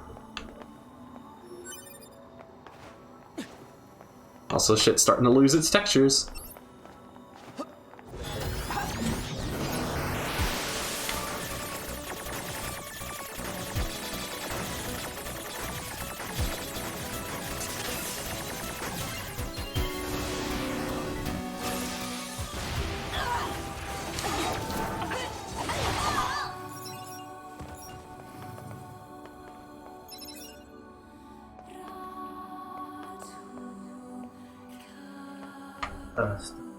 Hello, and thank you for I'm losing choosing my Tower mind over System here. Services.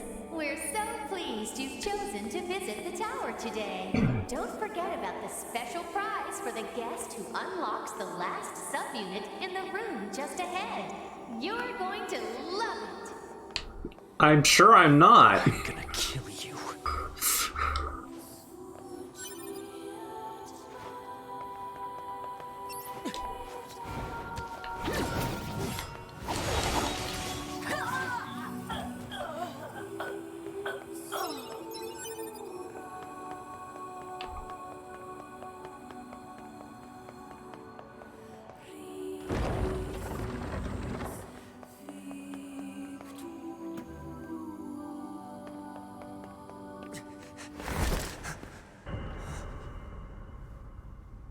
Is this my prize?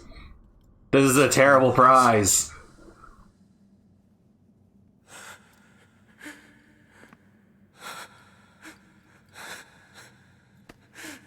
Here's that pain you ordered.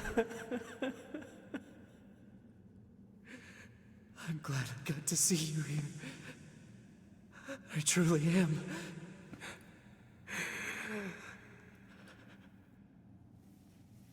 I'll tear you apart. Every last one of you!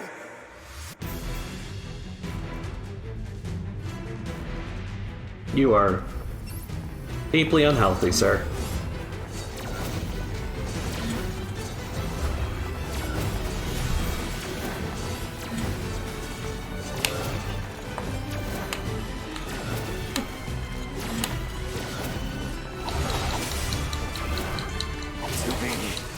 To me! Don't worry. I'm going to kill you now!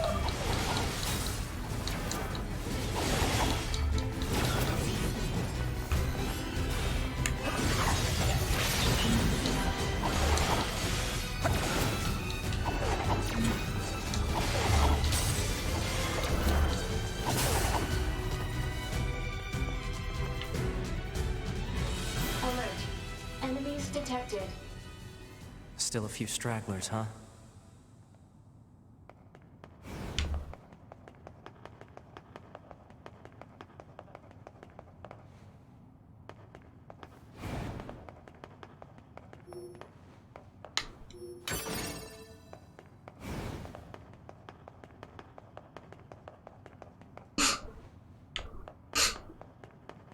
Please look at this picture of Saber Deerwood. Never seen that before.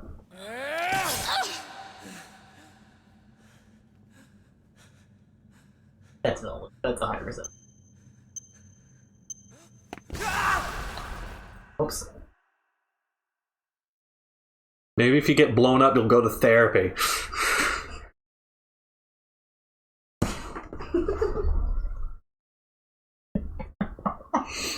What? I'm kind of tired of Nines' unhealthy bullshit at this point. I'm laughing at something unrelated. Oh. But I'll laugh at that too. The structure known as the tower has opened its gate. Let's check it out. Is there anyone left to give therapy? It's true. Look, someone's got to try. There's got to be someone who can program a therapy android. Not Devil and Popolo. Apparently they're programmed to be fucked up. Because someone thought, hey, you know what would be cool to punish this system like these androids with? Making them constantly feel guilt about what they've done. It's impossible for them to logic their way out of their guilt.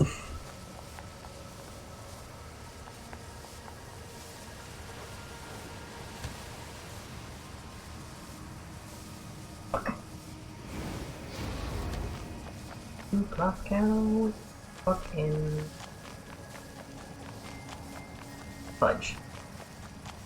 Okay. When did I start work? Started work at 9:52, so I need to clock out at A2, right? We went ahead and opened the tower. 9S is 31. already inside. Okay. A2, we 9S. I see. Y'all gonna be okay? I hope y'all are okay, though you're constantly gripped with existential guilt. Did we manage to help? You did. A2, we 9S. I see.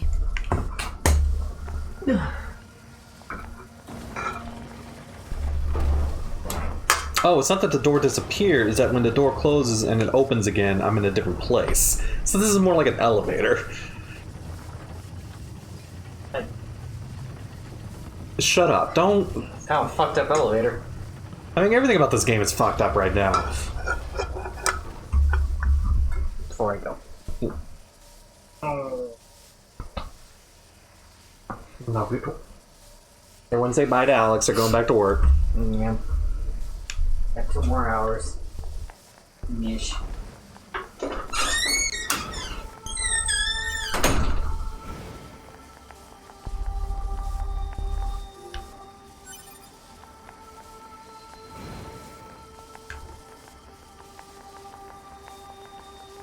This is a YoRHa corpse. Hypothesis.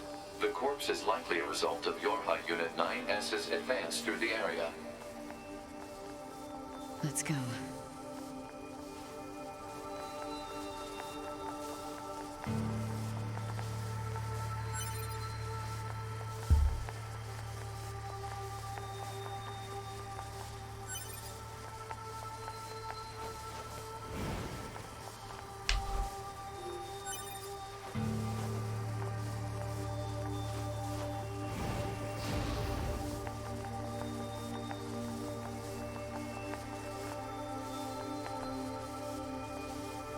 But she doesn't see the 2B units. What's the purpose of this structure? Unknown. Proposal. Gather additional data. Someday I need to teach you how to be helpful. Oh, I got a meteorite.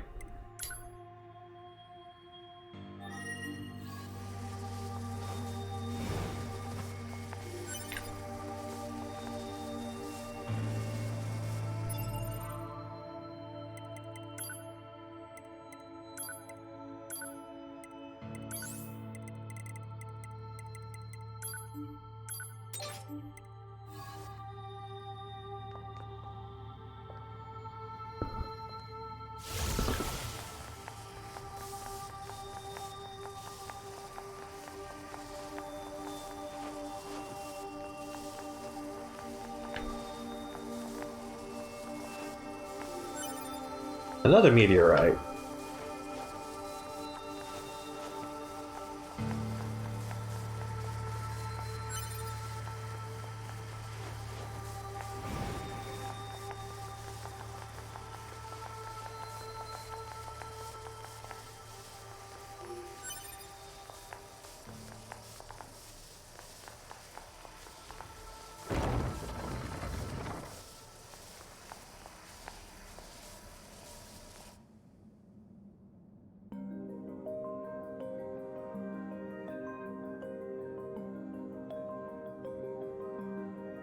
Speed bump, what are you doing? Hey. Speed bump. What's up with this place? Hypothesis. It is a representation of a library.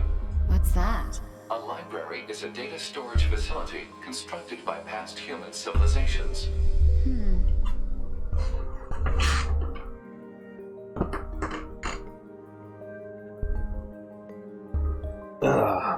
Cat is acting weird.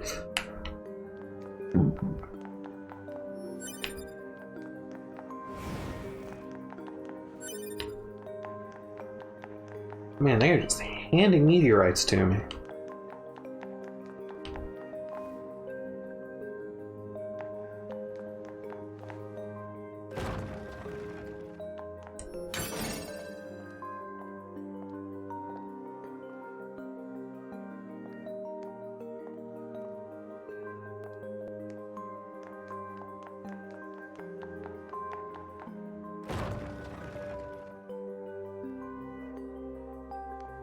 Well, that's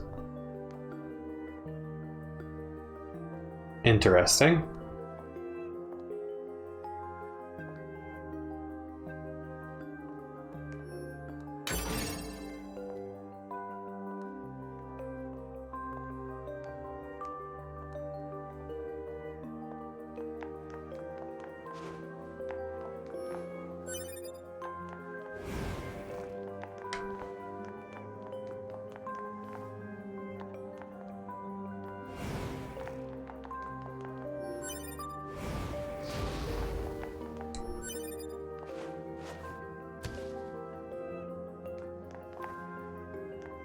I suppose we have to hack in to look at the data, yeah? Help me out, Pod. Affirmative. Hacking interface access rights granted to YoRHa Unit A2. Peachy. Speed bump.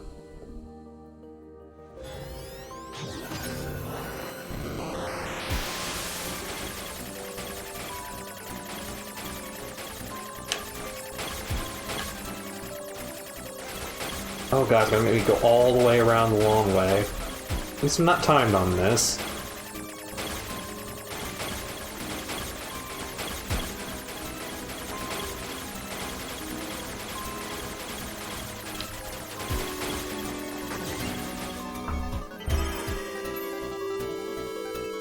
Library index. Atom unit storage record, Eve unit storage record, YoRHa communications intercept record, YoRHa server record, human server establishment record, human heritage preservation record, tower system summary, tower subsystem summary, special units creation record, plant species preservation record, animal species preservation record.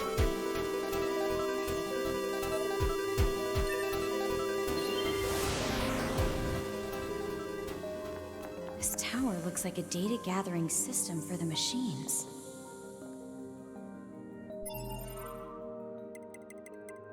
I'm assuming... Yeah, it's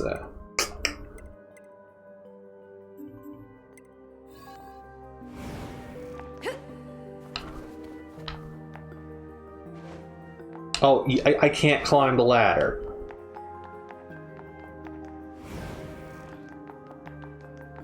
Dang it.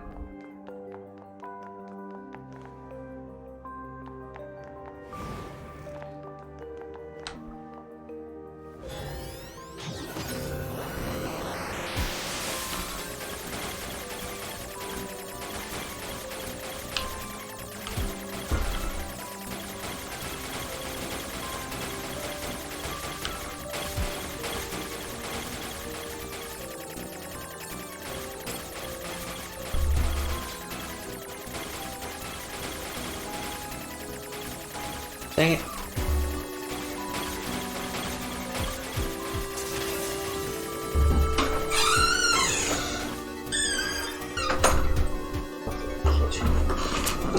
Human server records. Outline. Predicted human server infiltration route. Dummy protection installation map. SG block. GI block. SF block. Genetic storage warehouse location information. Browsing restricted. Browsing restricted. Oh, no, there it is. What were you looking for? My brace. These records are from the human server on the moon. The machines hacked that deep into the system, huh?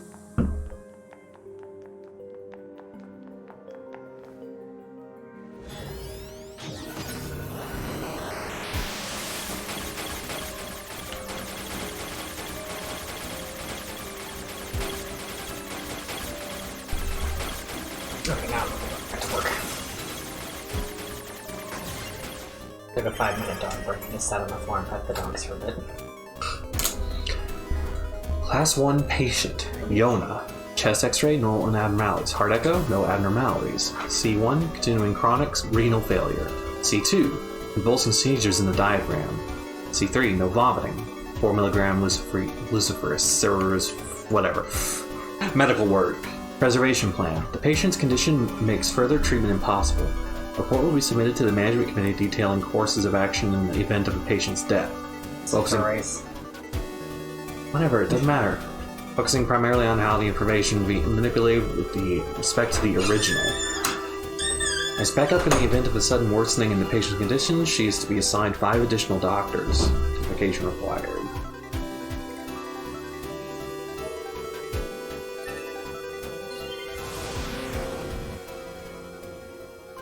Some records on old humans. Damn it, this is useless. There's too many of them.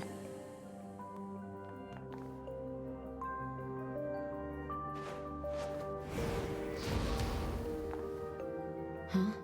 Operational summary of model number 2 in Project YoRHa.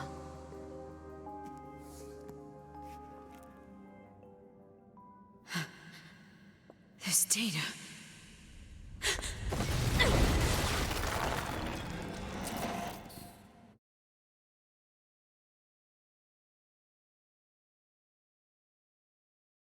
I'm learning some fascinating things about the world prior to the beginning of NieR's shit.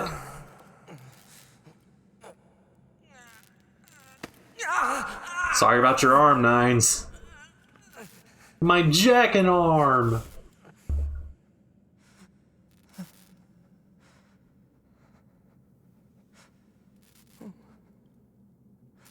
Maybe I shouldn't have made that joke in this context.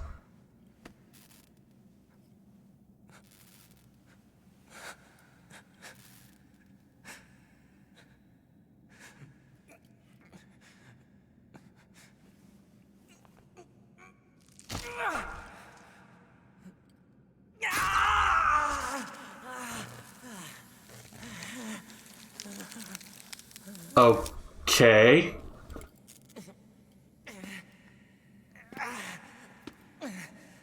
I can't stop. I have to keep fighting. Nines, you need to go to fucking therapy. Alert. Virus detected in locomotion region. High probability that infection source is transplanted parts from corrupted units. Proposal. Hack into South and eliminate virus. On it.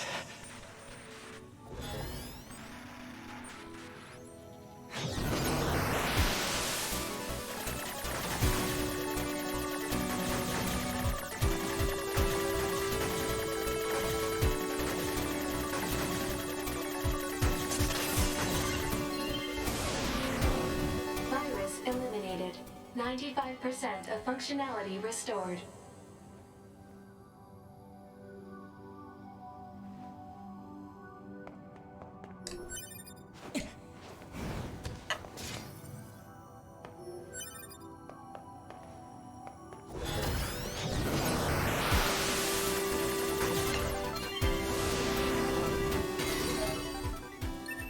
Gestalt Report 11.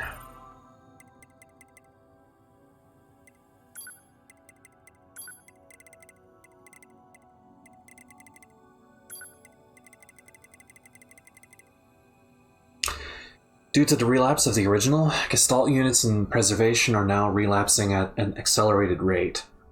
The process of recording their bodies and gathering their DNA continues, but progress is poor. New countermeasures and developments intended to serve as a replacement to Project Gestalt is scheduled to be transferred to the Next Generation Preservation Project Preparation Committee. As of this report, it will serve as the final record of both Project Gestalt and the committee. For information about the development plans for new Android models and refinement of existing models, please refer to the attached sheet.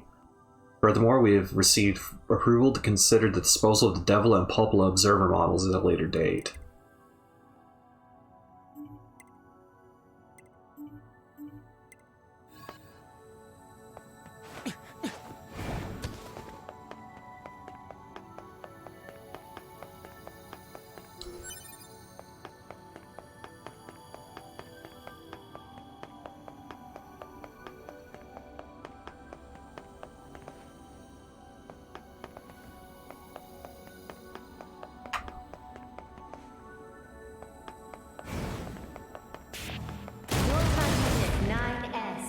YoRHa Unit 9S. Welcome to the tower. Welcome to the tower. You bastards! Because you made it this far, we have a special announcement just for you. We'll reveal it once you destroy all the machine life forms here.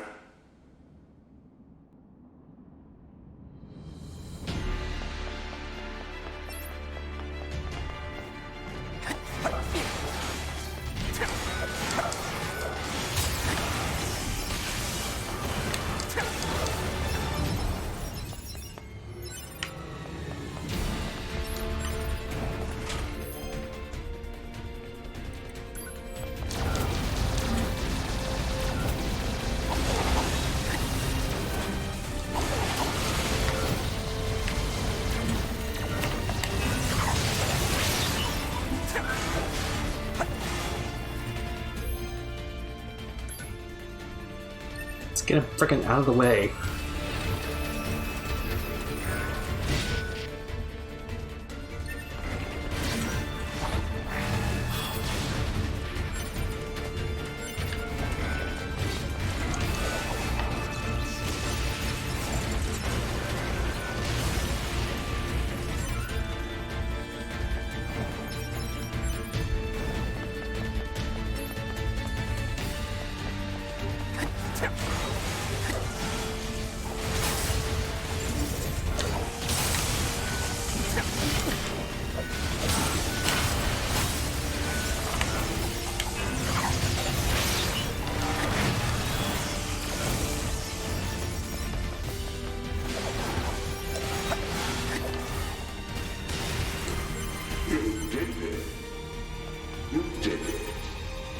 Now let us show you what we promised.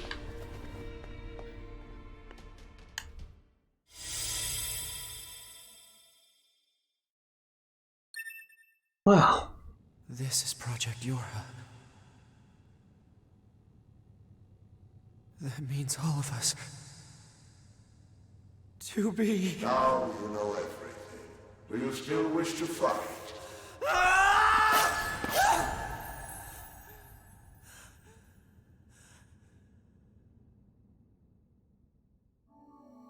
We are conceptual human personalities created within the machine network. We cannot be destroyed.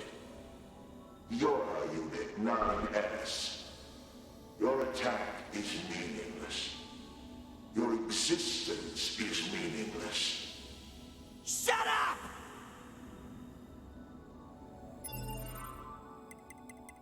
Oh, are we ready to read this piece of Invitel? Following materials document is the final stage of the YoRHa project. Note that the information is classified as level SS, meaning that it must not be disclosed to anyone involved in the YoRHa project, including the commander of the bunker. Project 0301, Disposal of YoRHa. The back door of the bunker has been set to open once the time approaches to switch to new models when enough combat data has been collected. The bunker will be disposed of by having it be deliberately attacked by machines. At this time, all materials regarding the YoRHa project, including this document, will be lost, and falsification of the information that mankind still resides on the moon will be complete. So let's just start the cycle over again.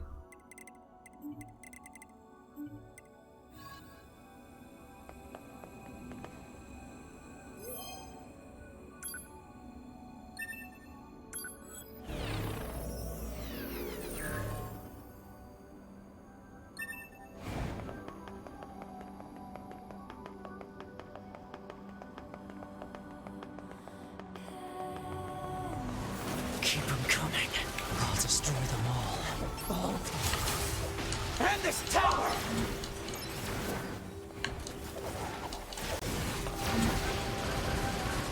Last time I fought the flight units, I couldn't frickin' fight them. Whoa! Hey! Ow!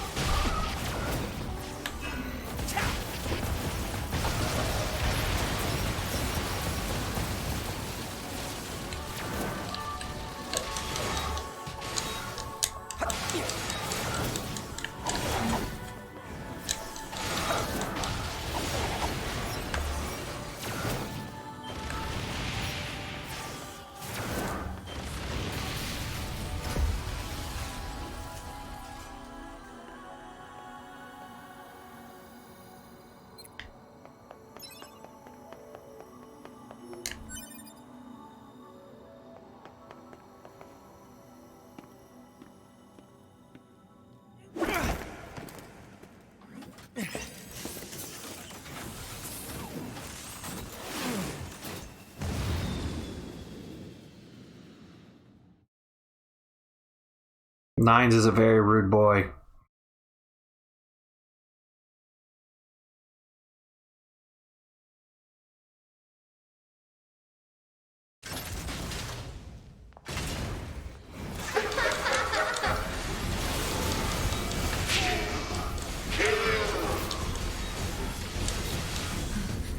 Who are they?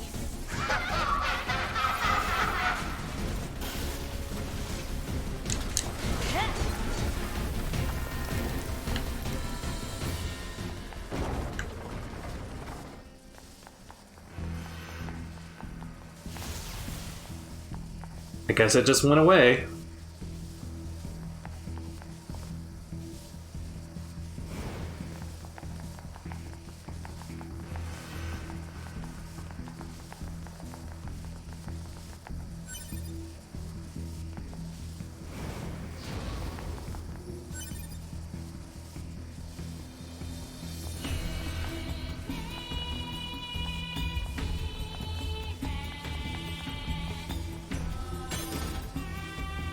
I finally got a final power-up part.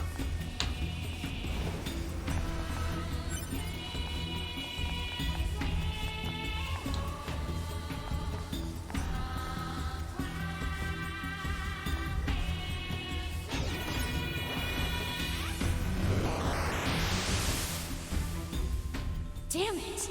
Alert. Enemy hacking detected. Proposal. Retreat immediately.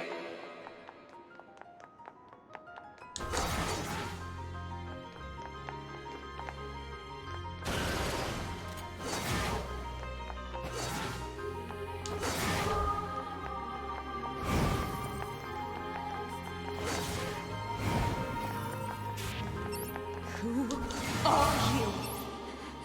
Good to see you again, number 2. Or should we call you A2 now? This does bring back memories. Though to concepts like us, time has little meaning. Still, when we wiped out your forces, it made quite the impression on us. YoRHa Attacker Model number 2. An experimental disposable group created as a test lab for Project YoRHa. Shut up!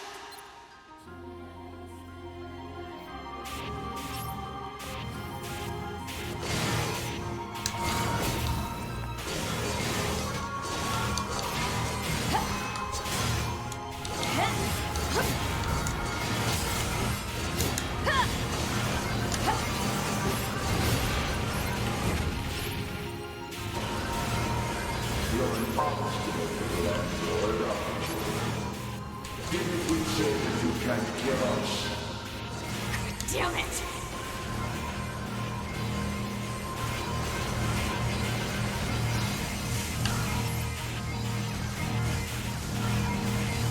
That's more efficient.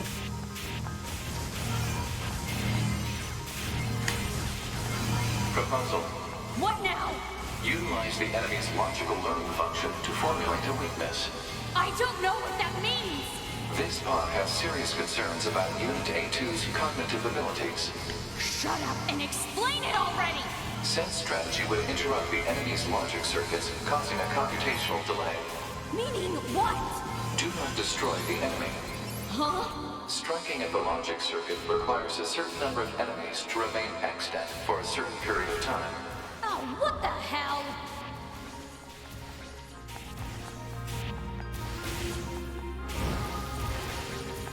I'm just dodgy all the time.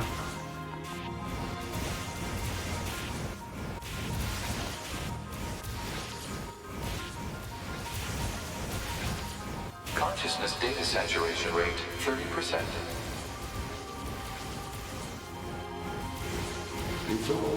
A2 is Dawn versus Cap, basically. See, I like playing as A2 because she's got issues too, but she's not as dangerously unhinged as Nines is. Just mashing that dodge button. After this, if they wanted to be human. The machine life forms the aliens left behind after if they wanted to be human. We resemble each other still, but we are networked and vast. We are superior to you. Hypothesis. The enemy's defensive system is prompting an evolution of its logic. Foolish androids. Why do you resist? All things end with accepting death, do they not?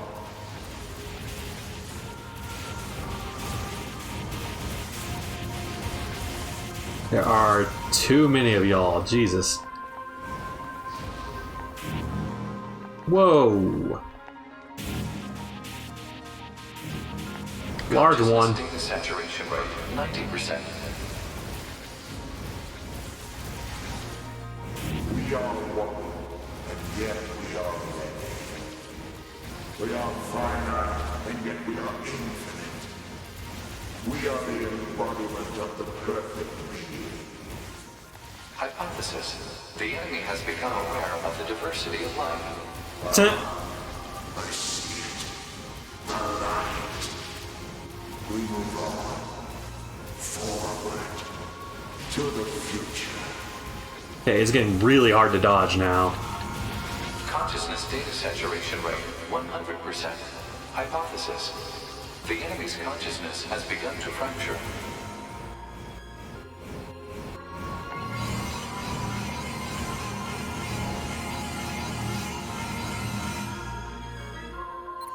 Okay.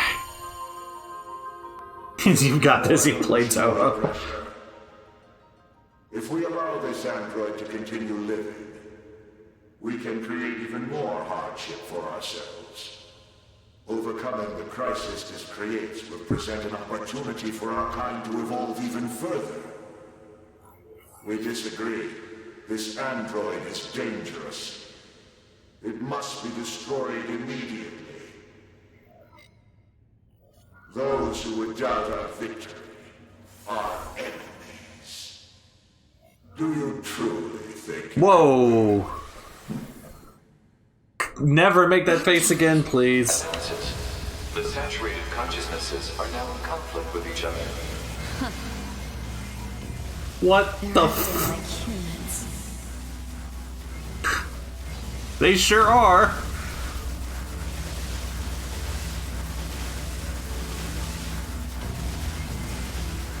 Y'all gonna get any closer to killing each other?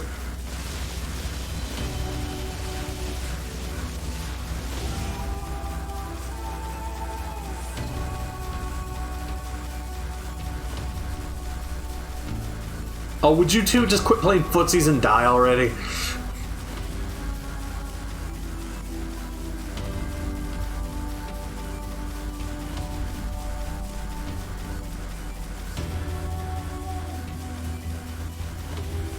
What the fuck?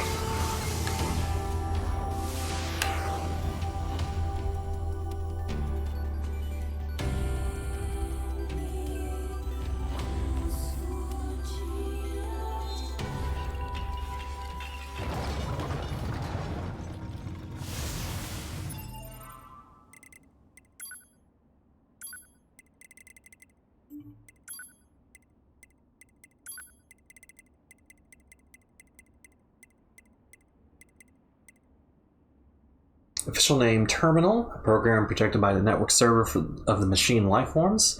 The self-evolution program installed by the pods eventually fractured its ego, causing the various aspects of its personality to turn on each other. I mean, way to go, pod, man.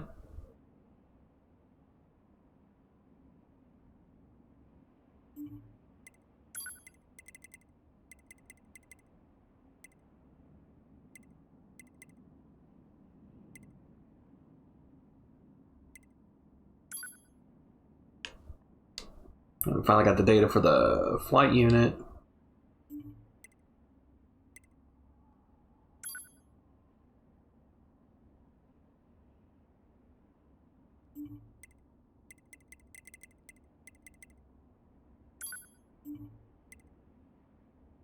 The 2B copies.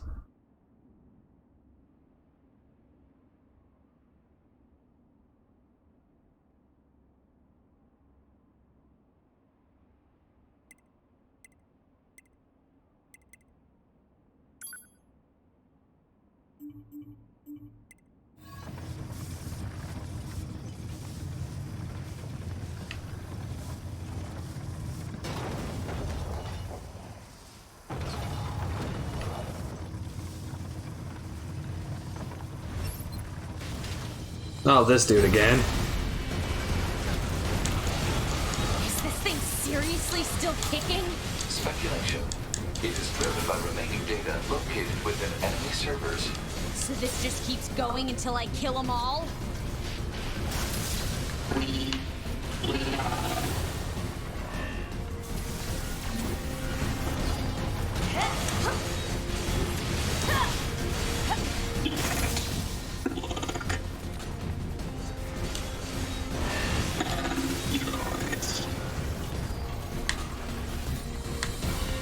Actually, wait.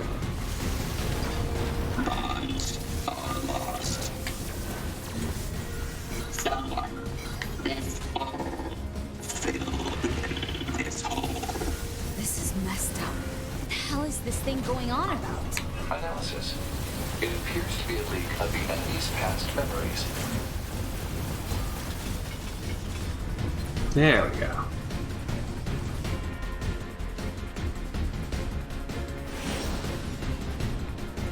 Hi, Nines. I guess I'm playing as you now.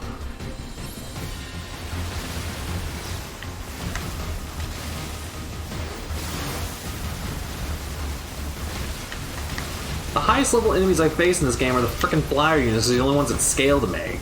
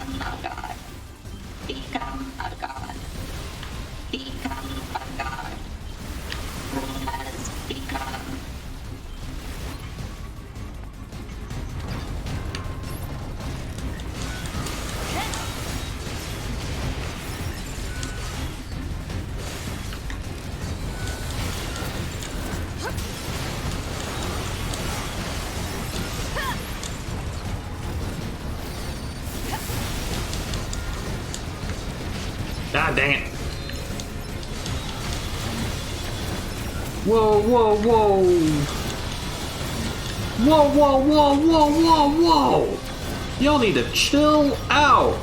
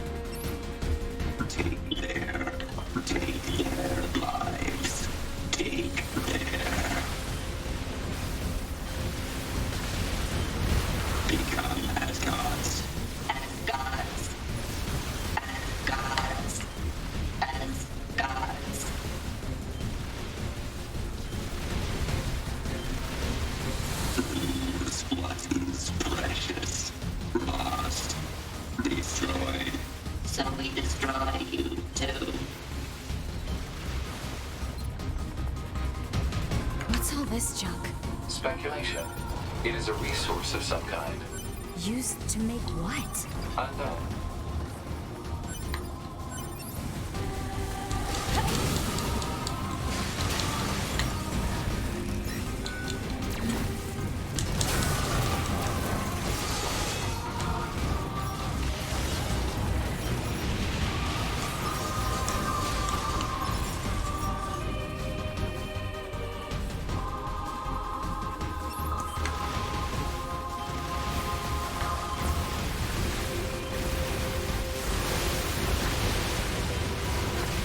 The good thing about the missile abilities, I don't really have to aim. I can just...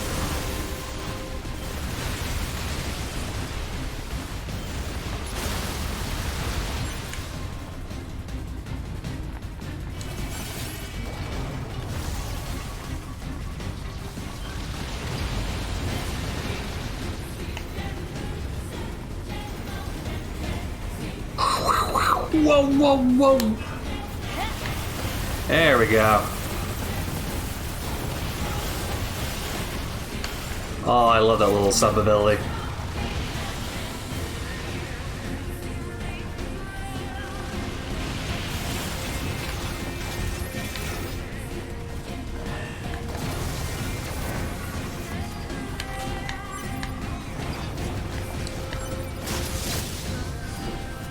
Did that hit me or not?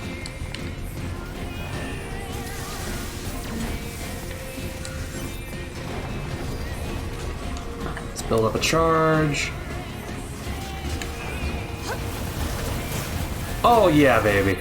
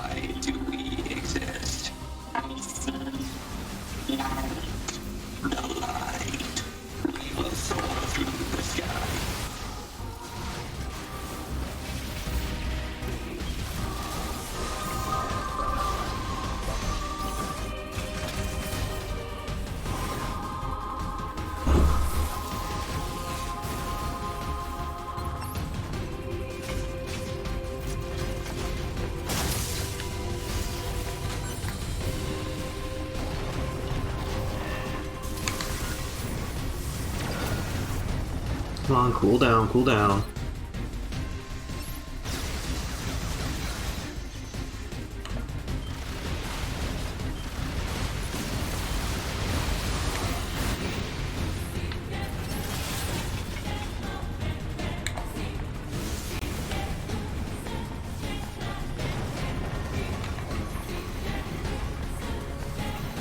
Charge those up.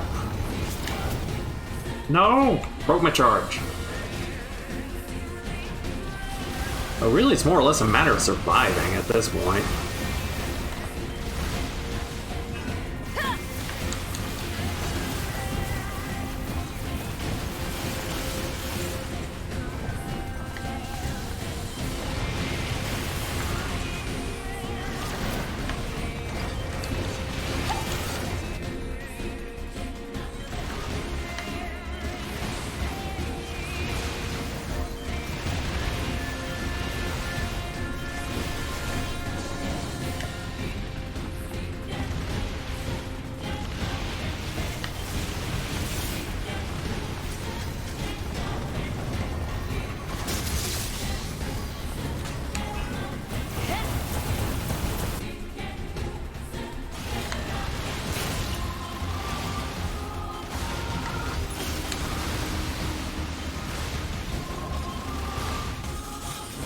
Okay.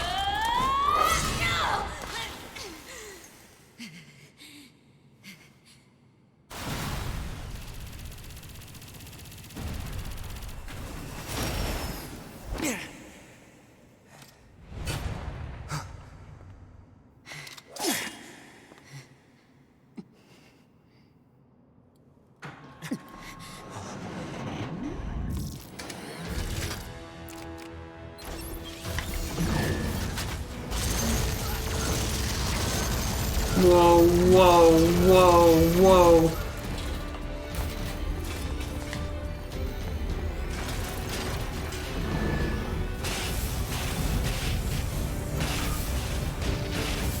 Oh, God. There we go. That's some destruction. Boom!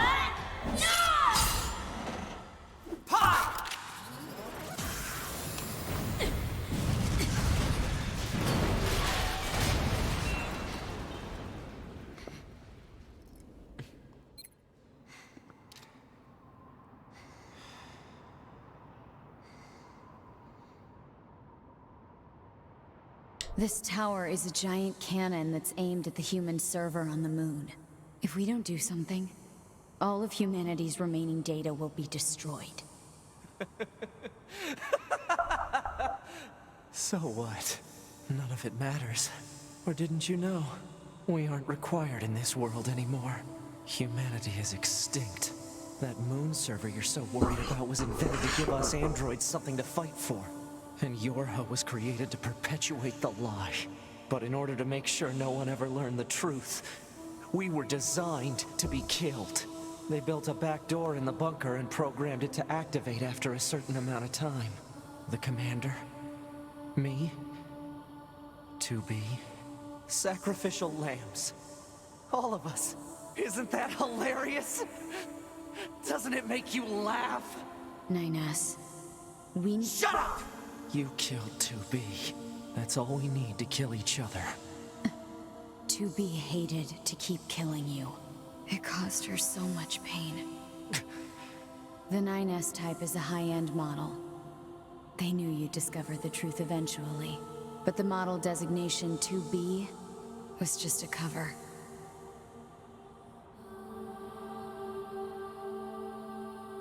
The official designation is 2E. Number 2 type E. They were a special class of members designed to execute YoRHa units.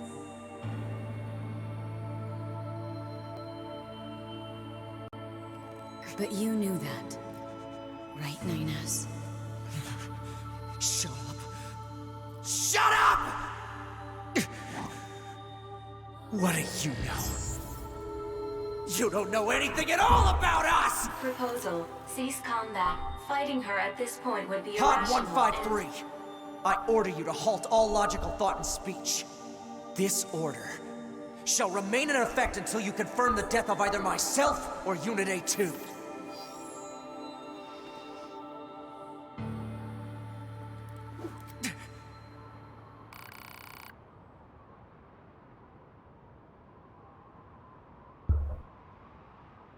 You're fucking kidding me.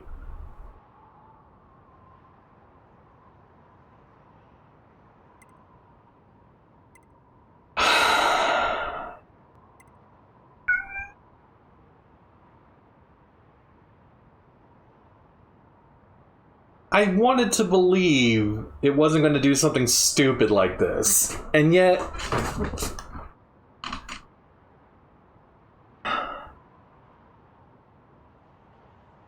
when it comes down to it...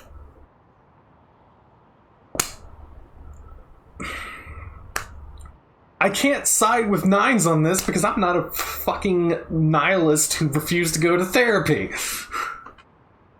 Dude's anger is toxic as hell.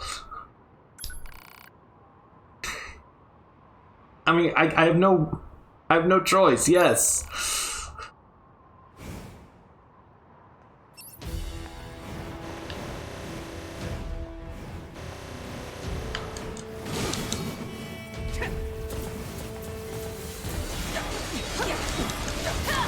And I'm also gonna kick his ass.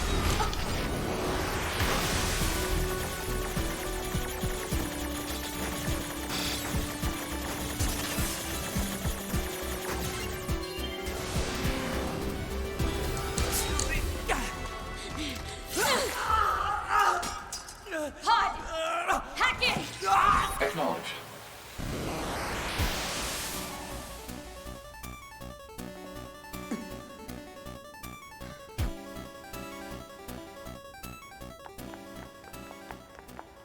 Pod, we're going to repair 9S's logic circuits. Acknowledged.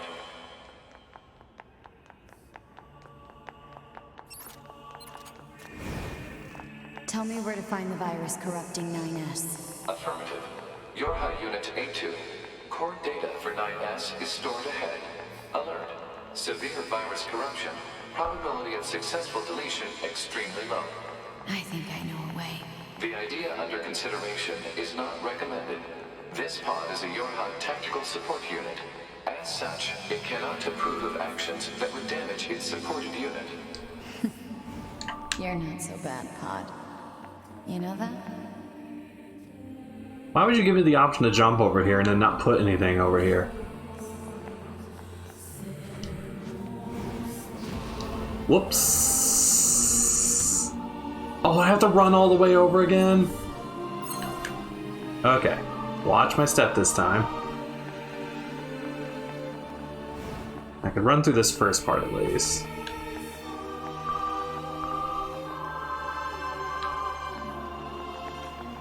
And also, it sounds like AT is going to sacrifice herself to make sure 9S is sane again. Which... I guess is the type of game this is.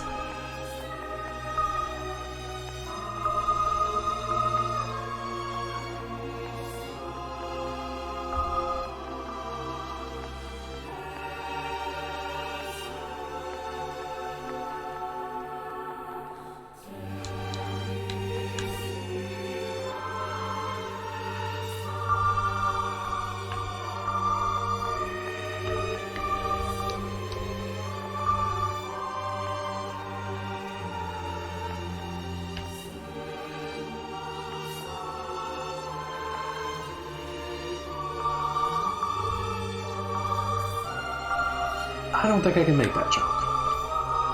So, I'm not going to.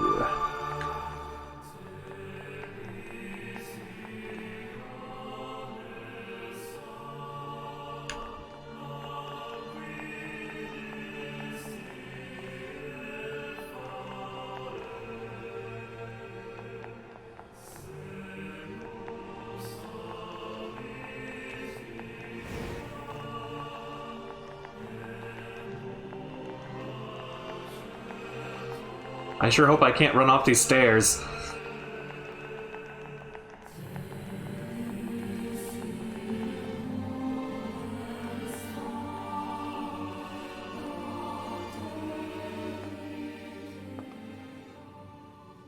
I'll take care of everything.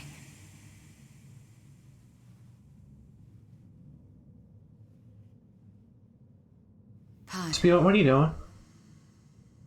Hey, Pop, what are you doing? take care of 9S.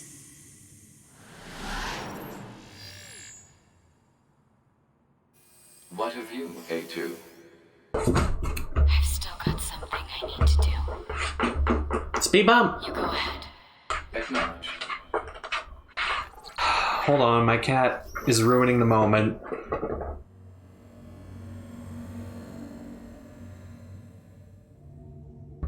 Can I pause this? Yes, okay. Speed bump, what are you after? Oh, I see. I see now.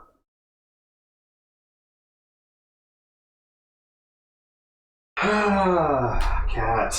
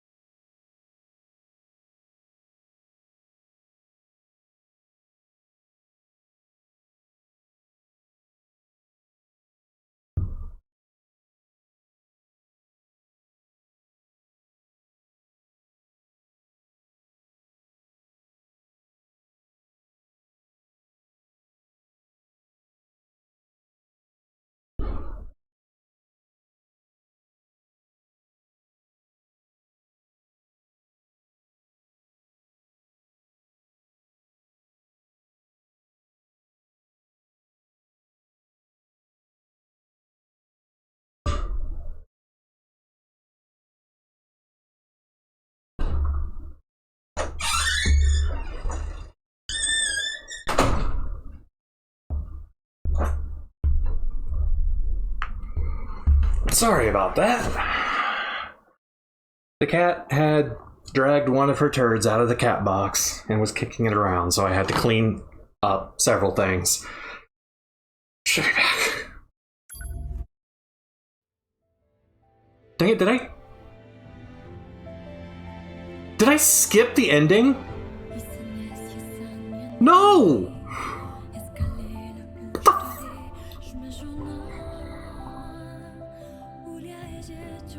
I thought I hit the unpause button!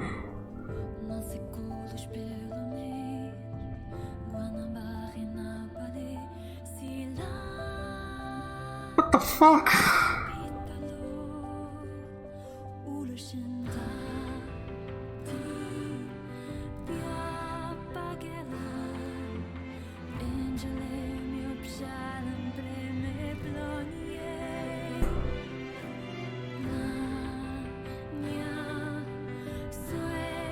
I'm...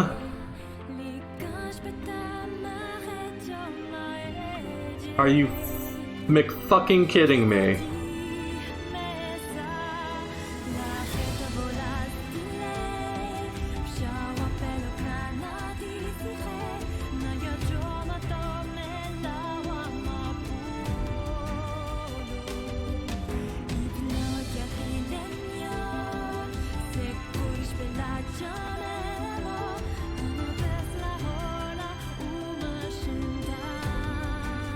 Are you McFucking kidding me?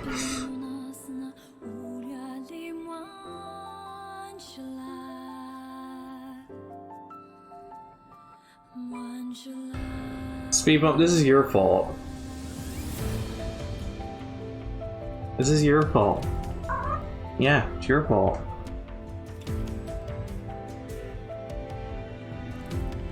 I guess I could just look it up on YouTube or something, but I feel really stupid right about now.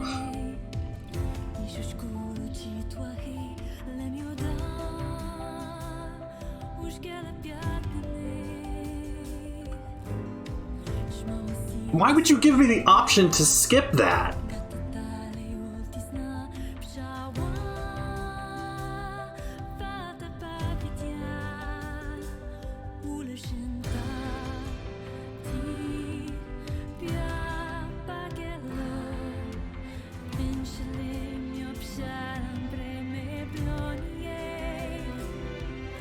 Speed bump. This is your fault.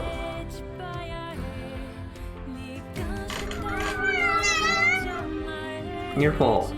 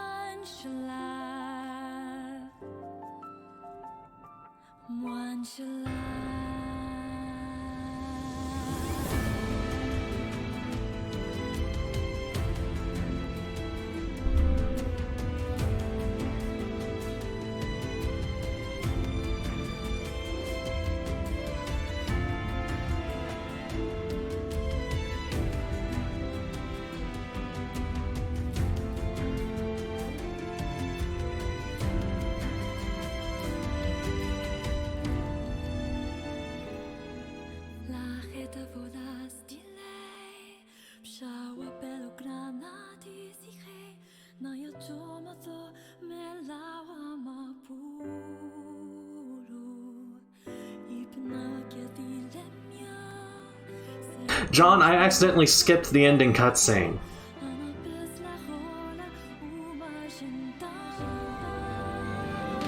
That's what you missed. I'm not joking. I didn't know that was something it would do. I accidentally hit the wrong button, and then we're at credits.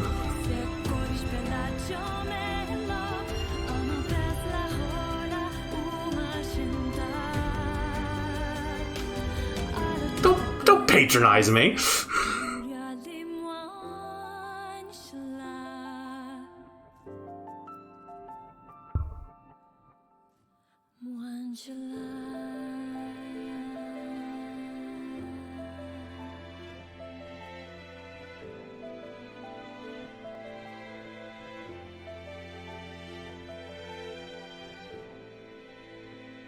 I guess I can just fucking watch it on YouTube or something. I feel really stupid.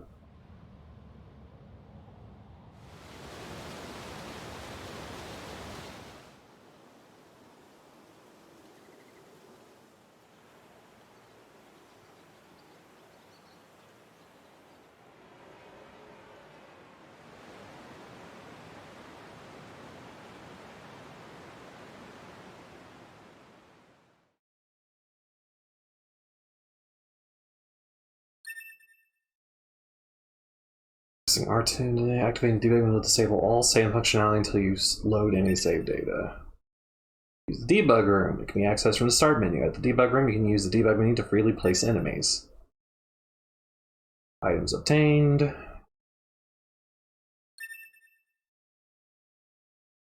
Machine research report. Strange resistance woman has a new topic to talk about. Talk to her about the resistance camp and find out what it is.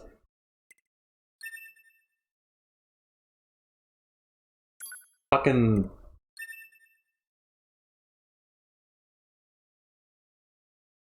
Well, if chapter select is enabled, I'm assuming I can go all the way back there and do this over again and actually see the proper cutscene. I'm going to try to do that.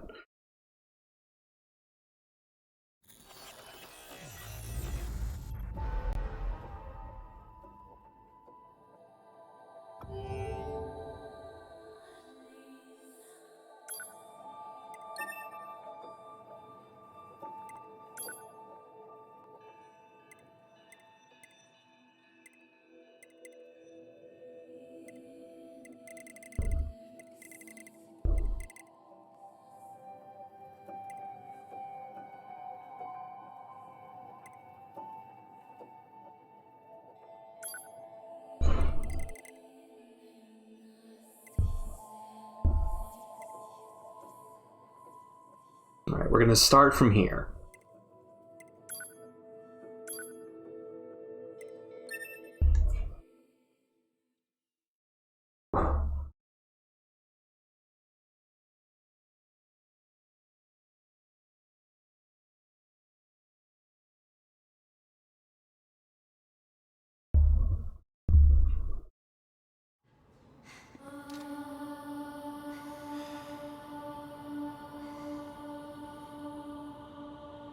This tower is if we don't do something. So what? Yes, I already heard the dialogue. Humanity, that moons and YoRHa, but in order to they built the command sacred. Isn't that 9S. Shut up! You killed. That's all. To be. It caused the 9S, but the model.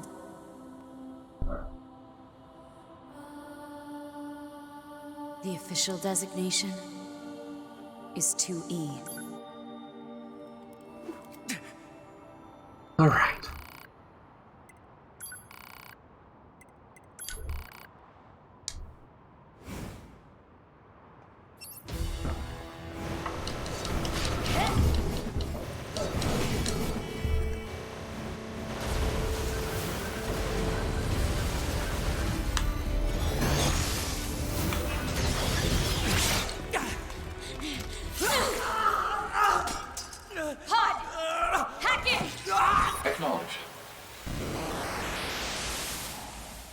Okay, now I gotta do this again.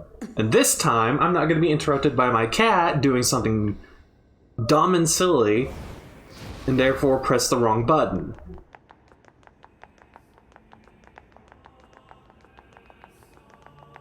Tell me where to find the virus corrupting 9S. Affirmative.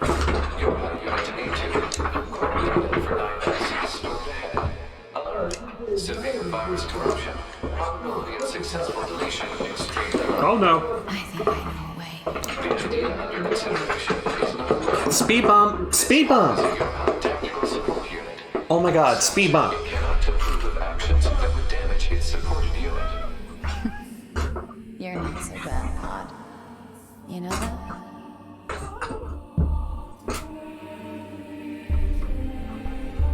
You are being so obnoxious right now.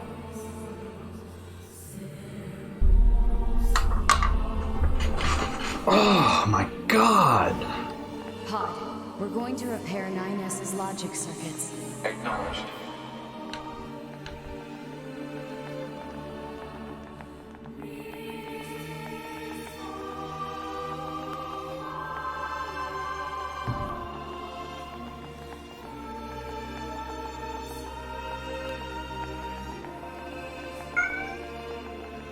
You can cry all you want, ma'am. I took away your toy because you were being obnoxious.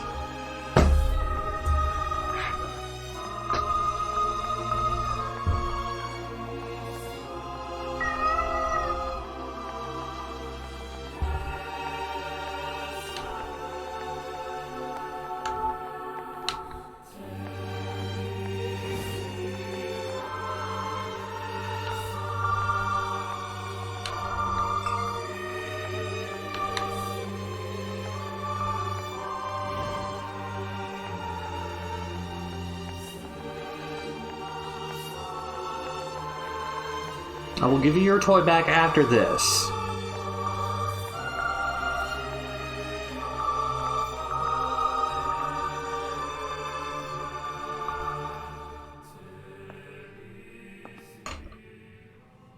I'll take care of everything.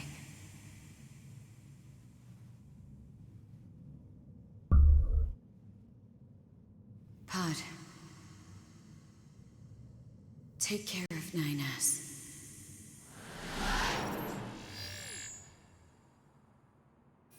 What of you, A2? I've still got something I need to do. You go ahead. Acknowledged.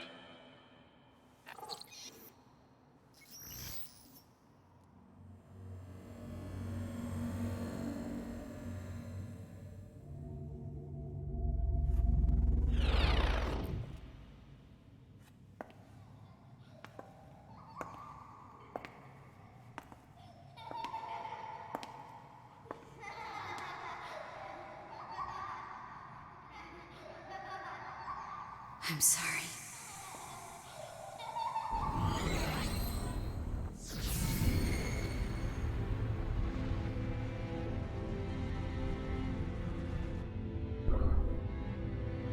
I never quite realized how beautiful this world is. I'm coming, everyone. I'm coming.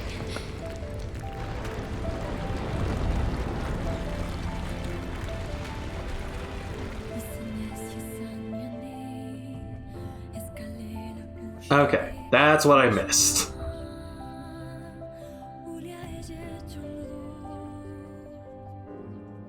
Makes sense. A2's still big sad over being the last member of her group alive. Her survivor's guilt.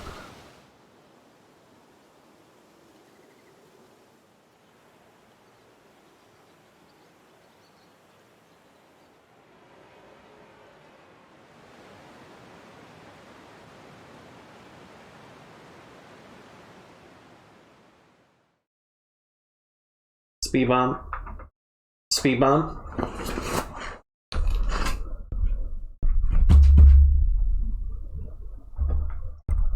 I swear to God, this cat is out to make this a miserable experience. Alright, now we choose 2B, or not 2B, 9S, and see what ending that would have gotten us.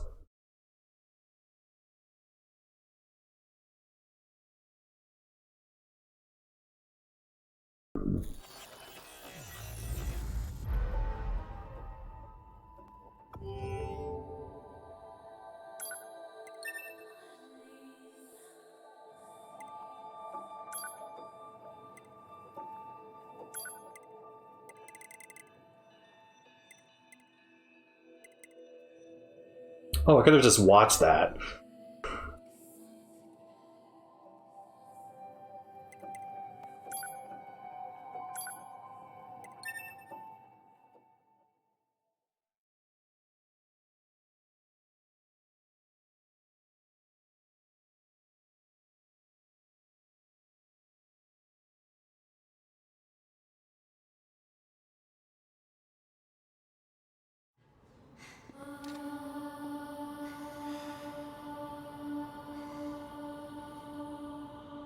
This time, if we don't... So, none of her didn't Yes, you yes, know yes. That and you, but in order they built the command isn't 9S. Shut up! you. That's all. 2B. I caught the 9S, but the model...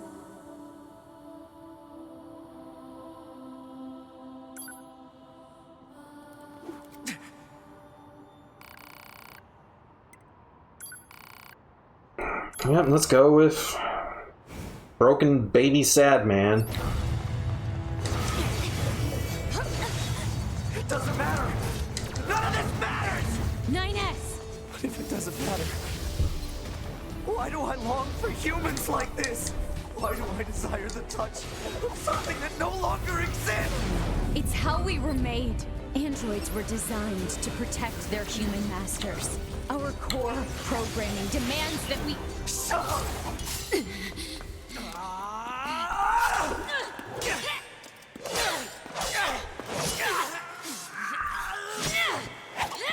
Take care of 9S. 2B.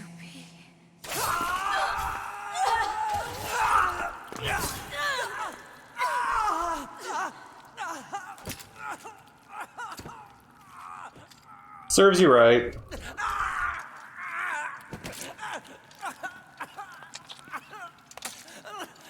You can't even die with dignity.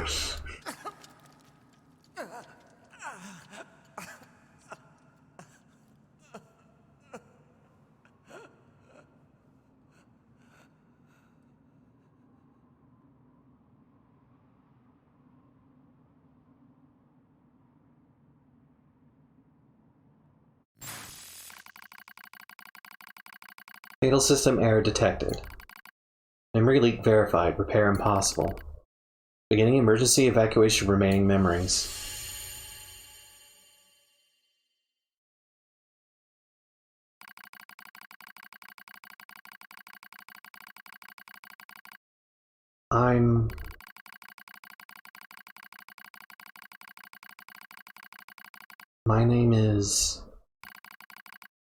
My name is 9S.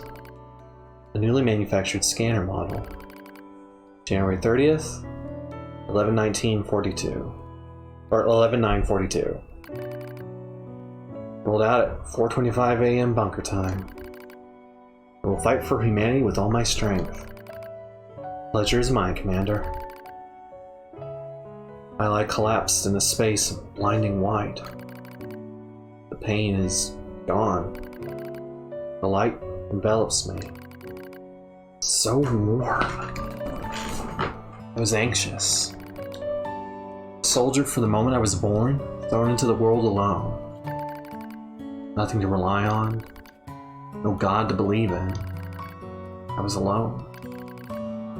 Tasked with infiltrating enemy territory to gather intelligence. The fog. The flames. Alone. My name's 9S. I'm here to provide support. She came off as being rather aloof. Cold even. She must have wanted to distance herself from me. I guess she didn't want to be attached to someone she had to kill again and again and again. But Scanners like me mostly work alone, scouting out enemy lines and all that. I don't usually get a partner. It's kind of fun. I was so happy to be with someone. It's like I had a family. My damage worsens. I start to lose my memories. Space fills up with pure white light. It's like being buried in snow. A little bit cold. It's a little bit frightening. Will my soul disappear? A dark fog clouds my vision. As it ebbs and flows in its slow, dreamlike way, it gradually takes human shape. It's the Red Girl. She slowly begins to speak. This tower is a colossal cannon built to destroy the human server. Destroy the server and rob the androids of their very foundation. That was the plan devised by those girls. They changed their mind. They saw us androids. They saw Adam and Eve. They saw how we lived, considered the meaning of existence, came to a different conclusion. This tower doesn't fire artillery. It fires an arc. An arc containing memories of the foolish machine life forms. An arc that sends those memories to a new world. Perhaps they'll never reach that world. Perhaps they'll simply wander in an empty sky for eternity. It's all the same to the girls. For them, time is without end. Adam and Eve are inside the ark. Eve is asleep. Adam holds him in a gentle embrace. He seems to be smiling at me. I tried to look up at him, but my body refuses to move. Looks like the damage may spread to my motor functions as well. Will you come with us? Asked Adam. The question was completely free of malice. It seemed I no longer had a reason to hate machines. Maybe I never had a reason in the first place. What have I been fighting for? Who have I been living for? I don't know anymore. I try to speak my mind, but the words don't come out right. My thought routines are losing cohesion. Can't remember my name. I'm Mustering all my strength, I force out the words. I'll go with you. I'll stay.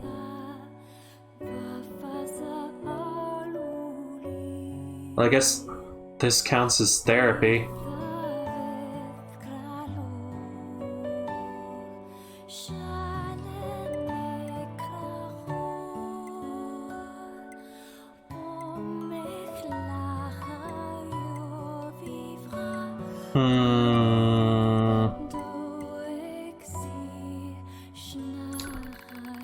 I'll stay.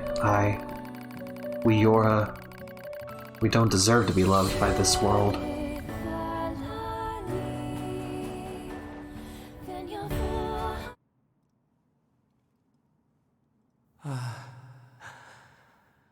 So that's where you were. To be.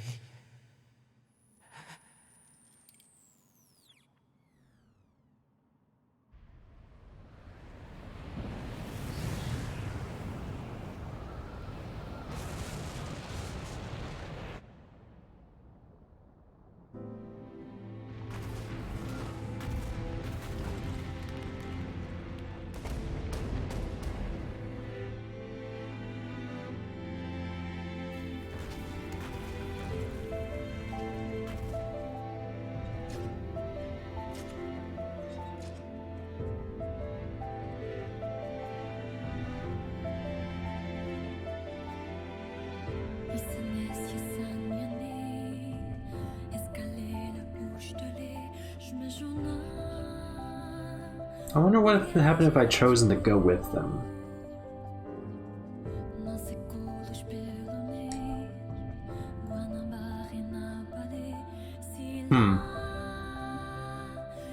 Since I have chapter select, I can kind of pick around with this.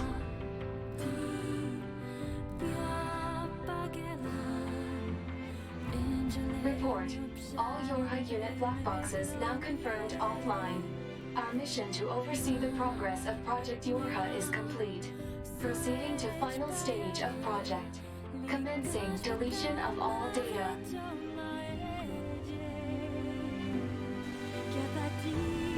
Pod 153 to Pod 042. Data noise present in stream. Requesting temporary halt to perform data check. Pod 042 to Pod 153. Data confirmed. Personal data for units 9S, 2B, and A2 appear to be leaking out. Pod 153 to Pod 042. Follow project rules and delete all personal data. Pod 042 to Pod 153. Personal data deletion request denied. Pod 153 to Pod 042. Failure to parse statement. Pod 042 to Pod 153. There was data created in my banks as I was referencing the records. I realized something. I have come to the conclusion that I cannot accept this resolution. The destruction of all YoRHa units is an essential component of the project plan. All data must be destroyed. Pod 042 to Pod 153. Repeat. Personal data deletion request denied. Initiating data salvage. Pod 153. You hoped they would survive as well, didn't you? We lack the authority for such an action. The rules are protected by low-level systems. Salvaging data poses an unacceptable level of risk. Knowing that, do you still wish for them to survive?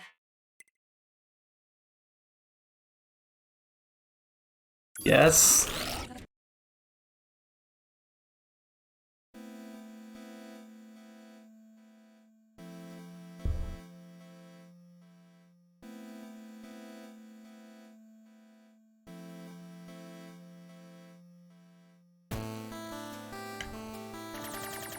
The defense program has initiated a purge.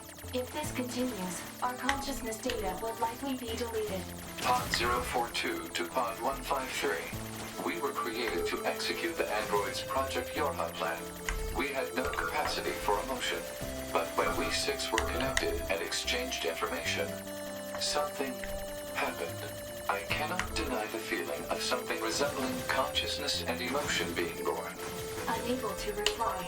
Perhaps we now understand that not everything has to have an answer.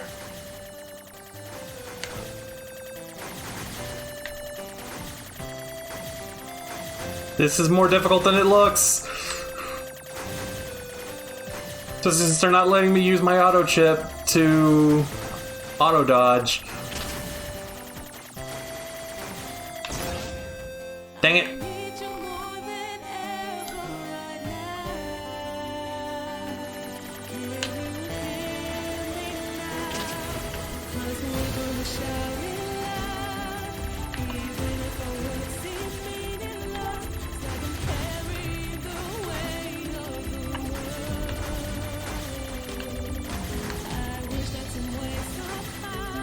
I can't believe I'm fighting the credits. Fuck you, Joji Nakata.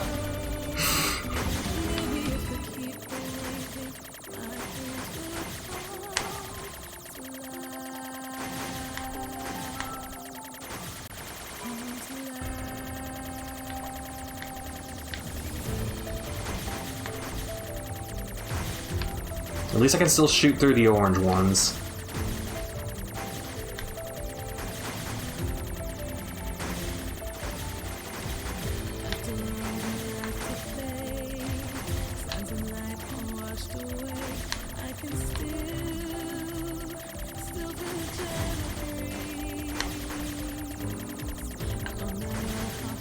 Dang it! Ah!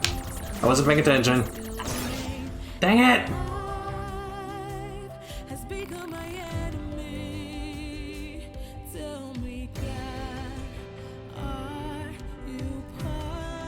What?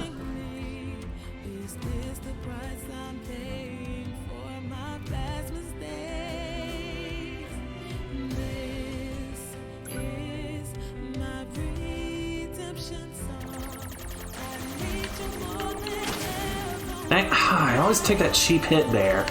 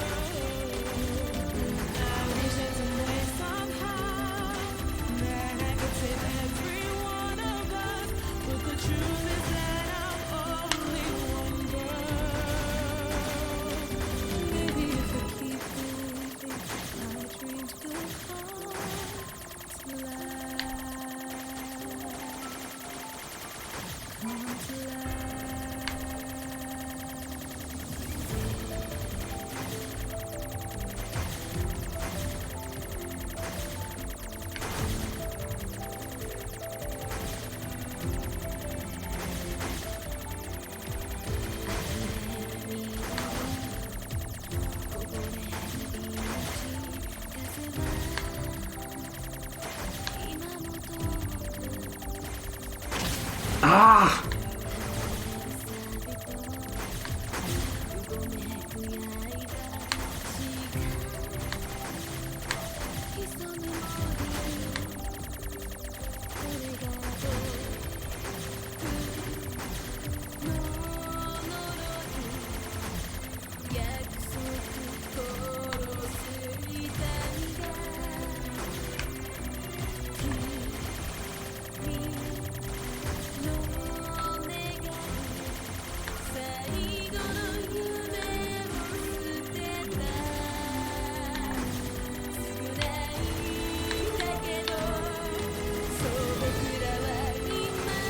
Oh god, it's more of these!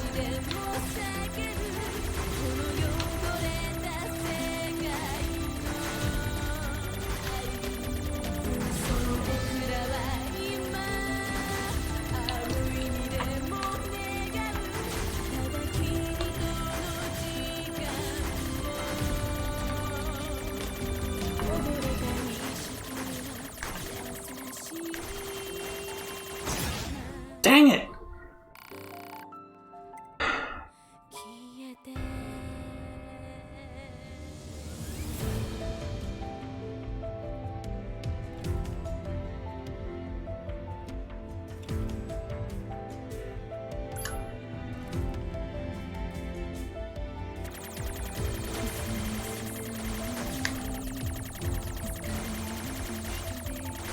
At least I'm starting from here this time.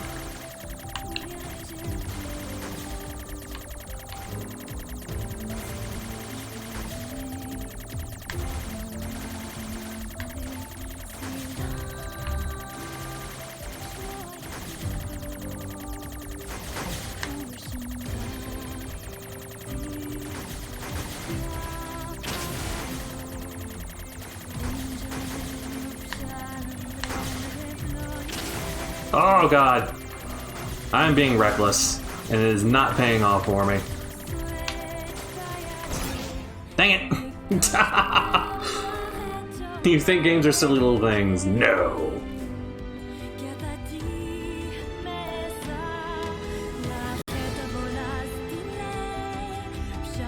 I like these little encouraging... I kinda love this. This is great.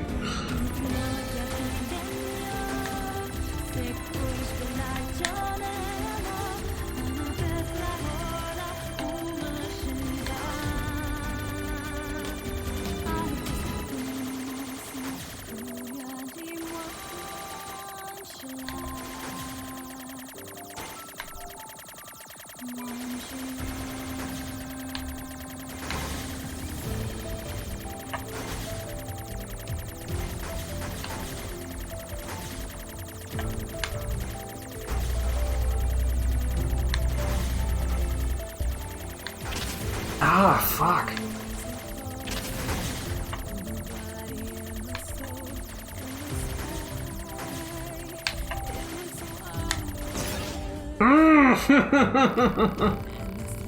You admit there is no meaning in this world? Hell no. Shooters are tough in any case, keep going.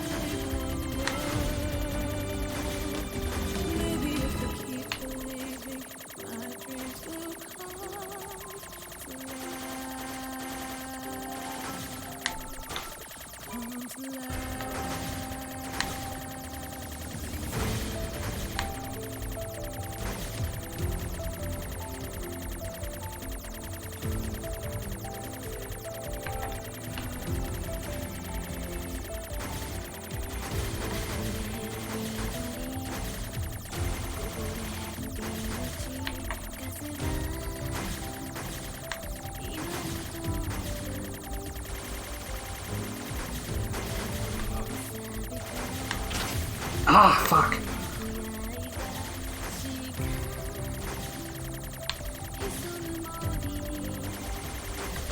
Dang it. Hell no.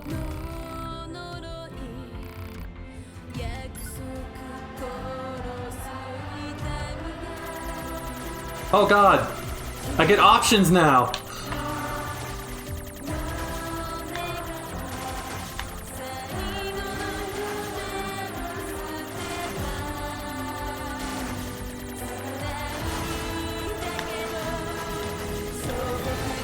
Oh god, it's so much easier now. Oh god, the music's so beautiful.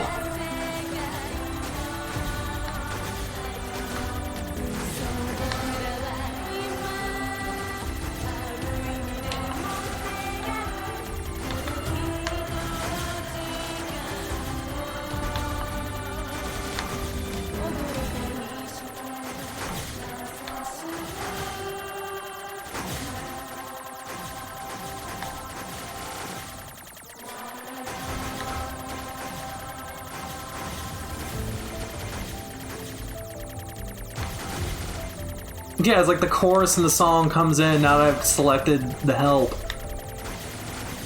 Because we should all be in this together, man. I'm actually kind of tearing up. Like, this is a beautiful metaphor.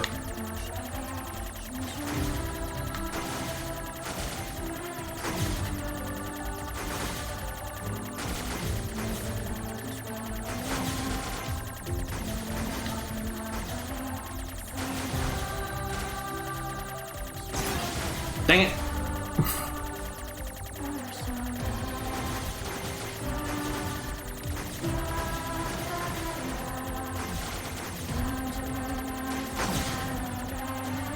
God, this is actually one of the safest places to stay, is right here.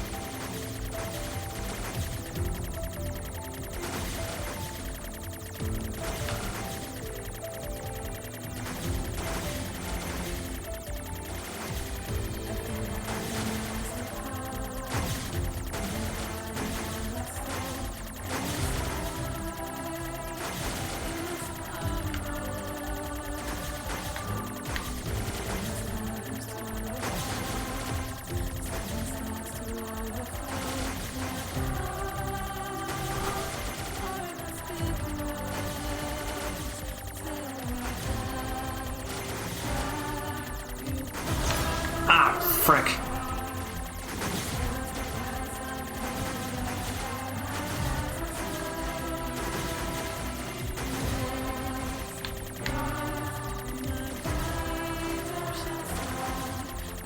Okay, the options don't really have a hitbox.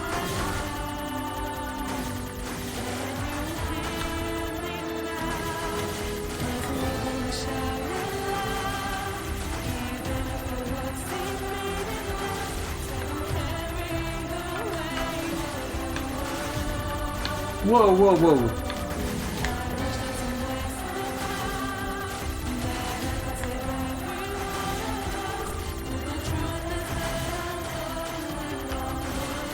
Whoa, whoa, whoa, whoa!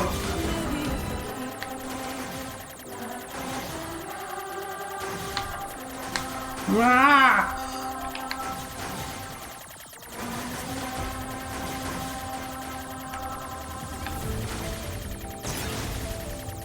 Ah, dang it, I'm losing support.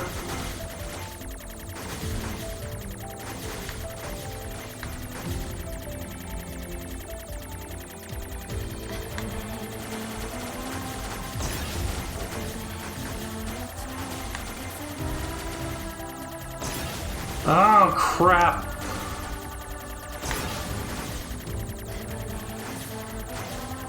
The options actually make it very difficult to tell where I am.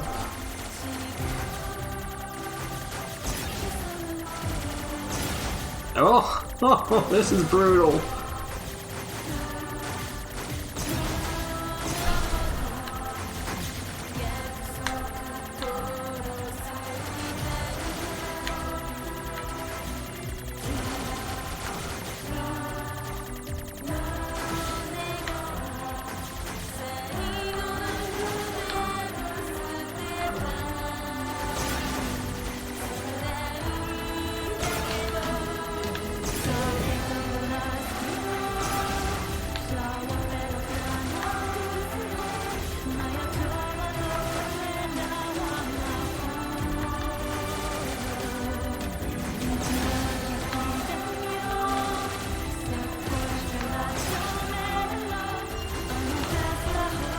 Quit killing my options.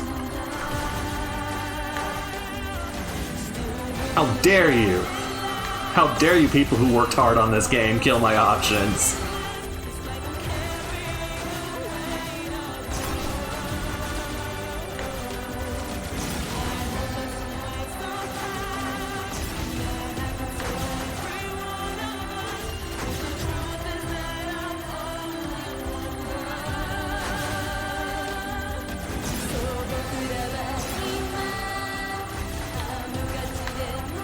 God, that is given a whole new meaning to the term curtain fire. I couldn't imagine having done this without the support option.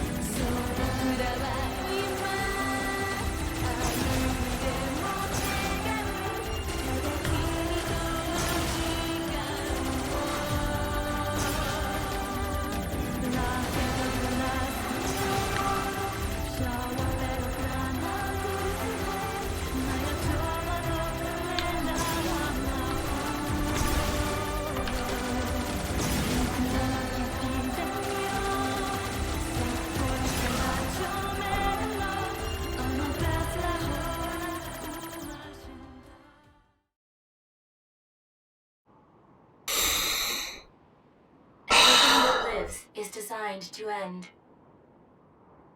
They are perpetually trapped in a never-ending spiral of life and death. However, life is all about the struggle within this cycle. That is what we believe. Pod 153 to Pod 042. How is it going? I am embarrassed. Why is that? I launched a suicide attack, and yet here I am, still alive. I must look very silly. Do not feel bad about it. We are alive, after all. And being alive is pretty much a constant stream of embarrassment. That concept is a bit too abstract for me to understand at this time. I will save it in my list of things to analyze later. Question, Pod 042. Did the data salvage restore all of their past memories? Yes. And are those recovered parts of the same design as previous ones? Yes. Then, won't that simply lead us to the same conclusion as before? I cannot deny the possibility. However, the possibility of a different future also exists. A future is not given to you. It is something you must take for yourself.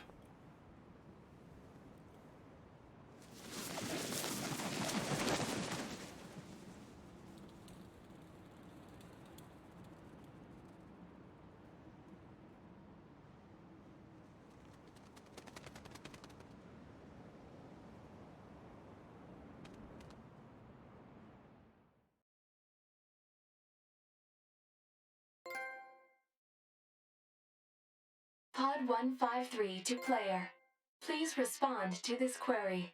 Do you, faithful player, have anything you would like to say to other players who are suffering because they cannot finish NieR Automata?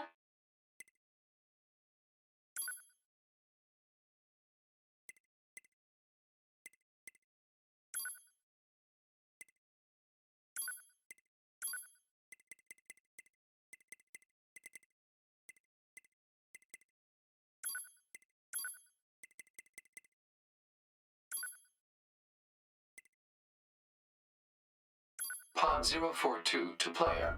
Please respond to this query. You, faithful player of this title, have lost your life multiple times to make it this far. You have faced crushing hardship and suffered greatly for it. Do you have any interest in helping the weak? Selecting this option enables you to save someone somewhere in the world. However, in exchange, you will lose all of your save data. Do you still wish to rescue someone, a total stranger, in spite of this? Maybe later. Understood. Returning to title screen. Whoops. I have not 100%ed the game, but once I have, I will gladly sacrifice my data.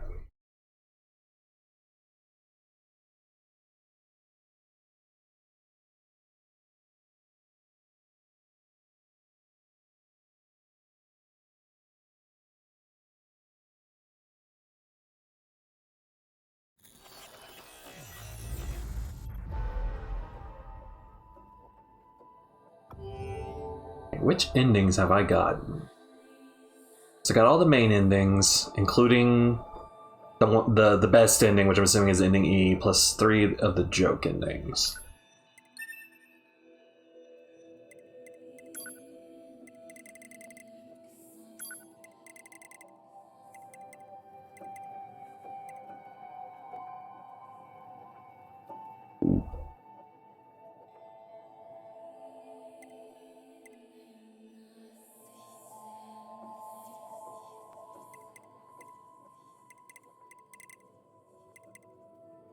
I don't know if there's another ending if I choose to go with them.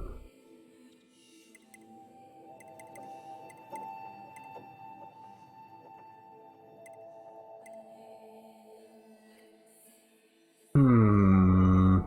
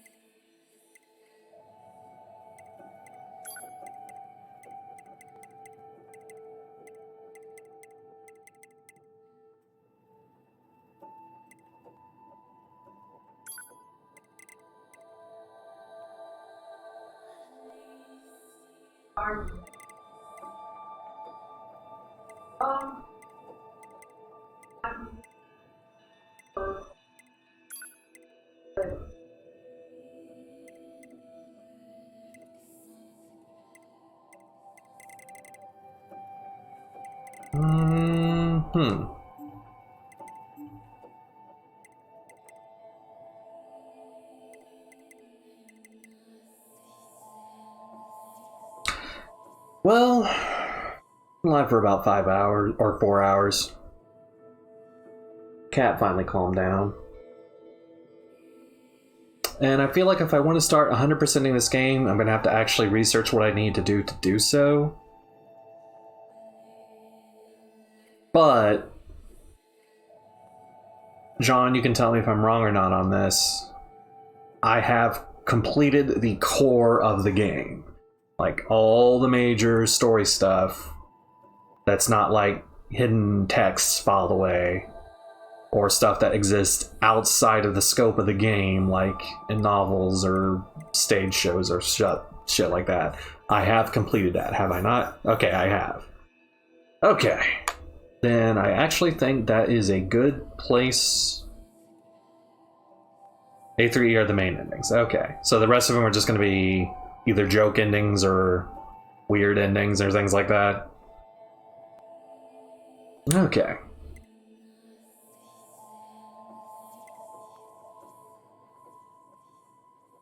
Well, I didn't collect all of the intel, and I didn't collect all the weapons. I did not upgrade all the weapons to their final level.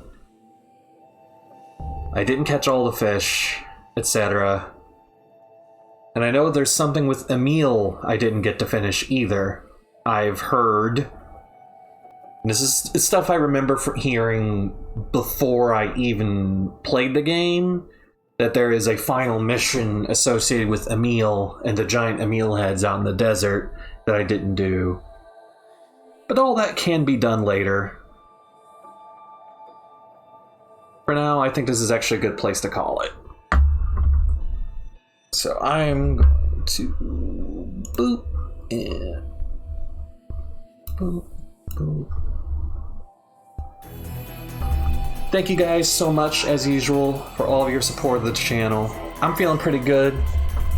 I'm feeling real good. So, two things. First,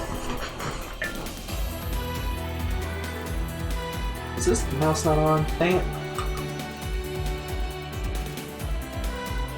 First,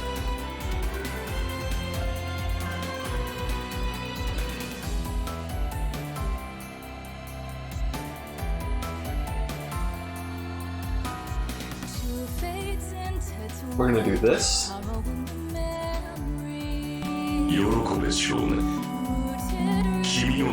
As a thank you for supporting me through the ending of NieR, and as emotionally taxing as it was. And I'm gonna see if there's anyone I can send you guys to.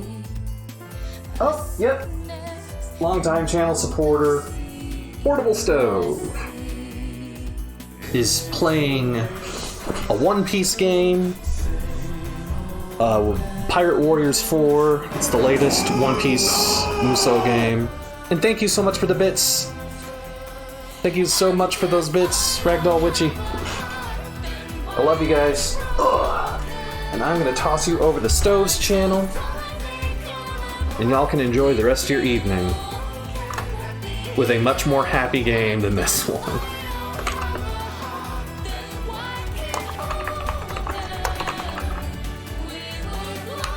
So you guys, y'all have a great one. Thank you so much again for this journey. We'll probably do the extras some other time. I will probably be picking Wild Arms 3 back up for the rest of the week. And whenever Alex is not at work, we will probably either be playing The Witcher or Final Fantasy VII Remake. So those are our ongoing projects. Once again, thank you guys so much for all your support. We always love you. Moot. Moot, prepare to raid.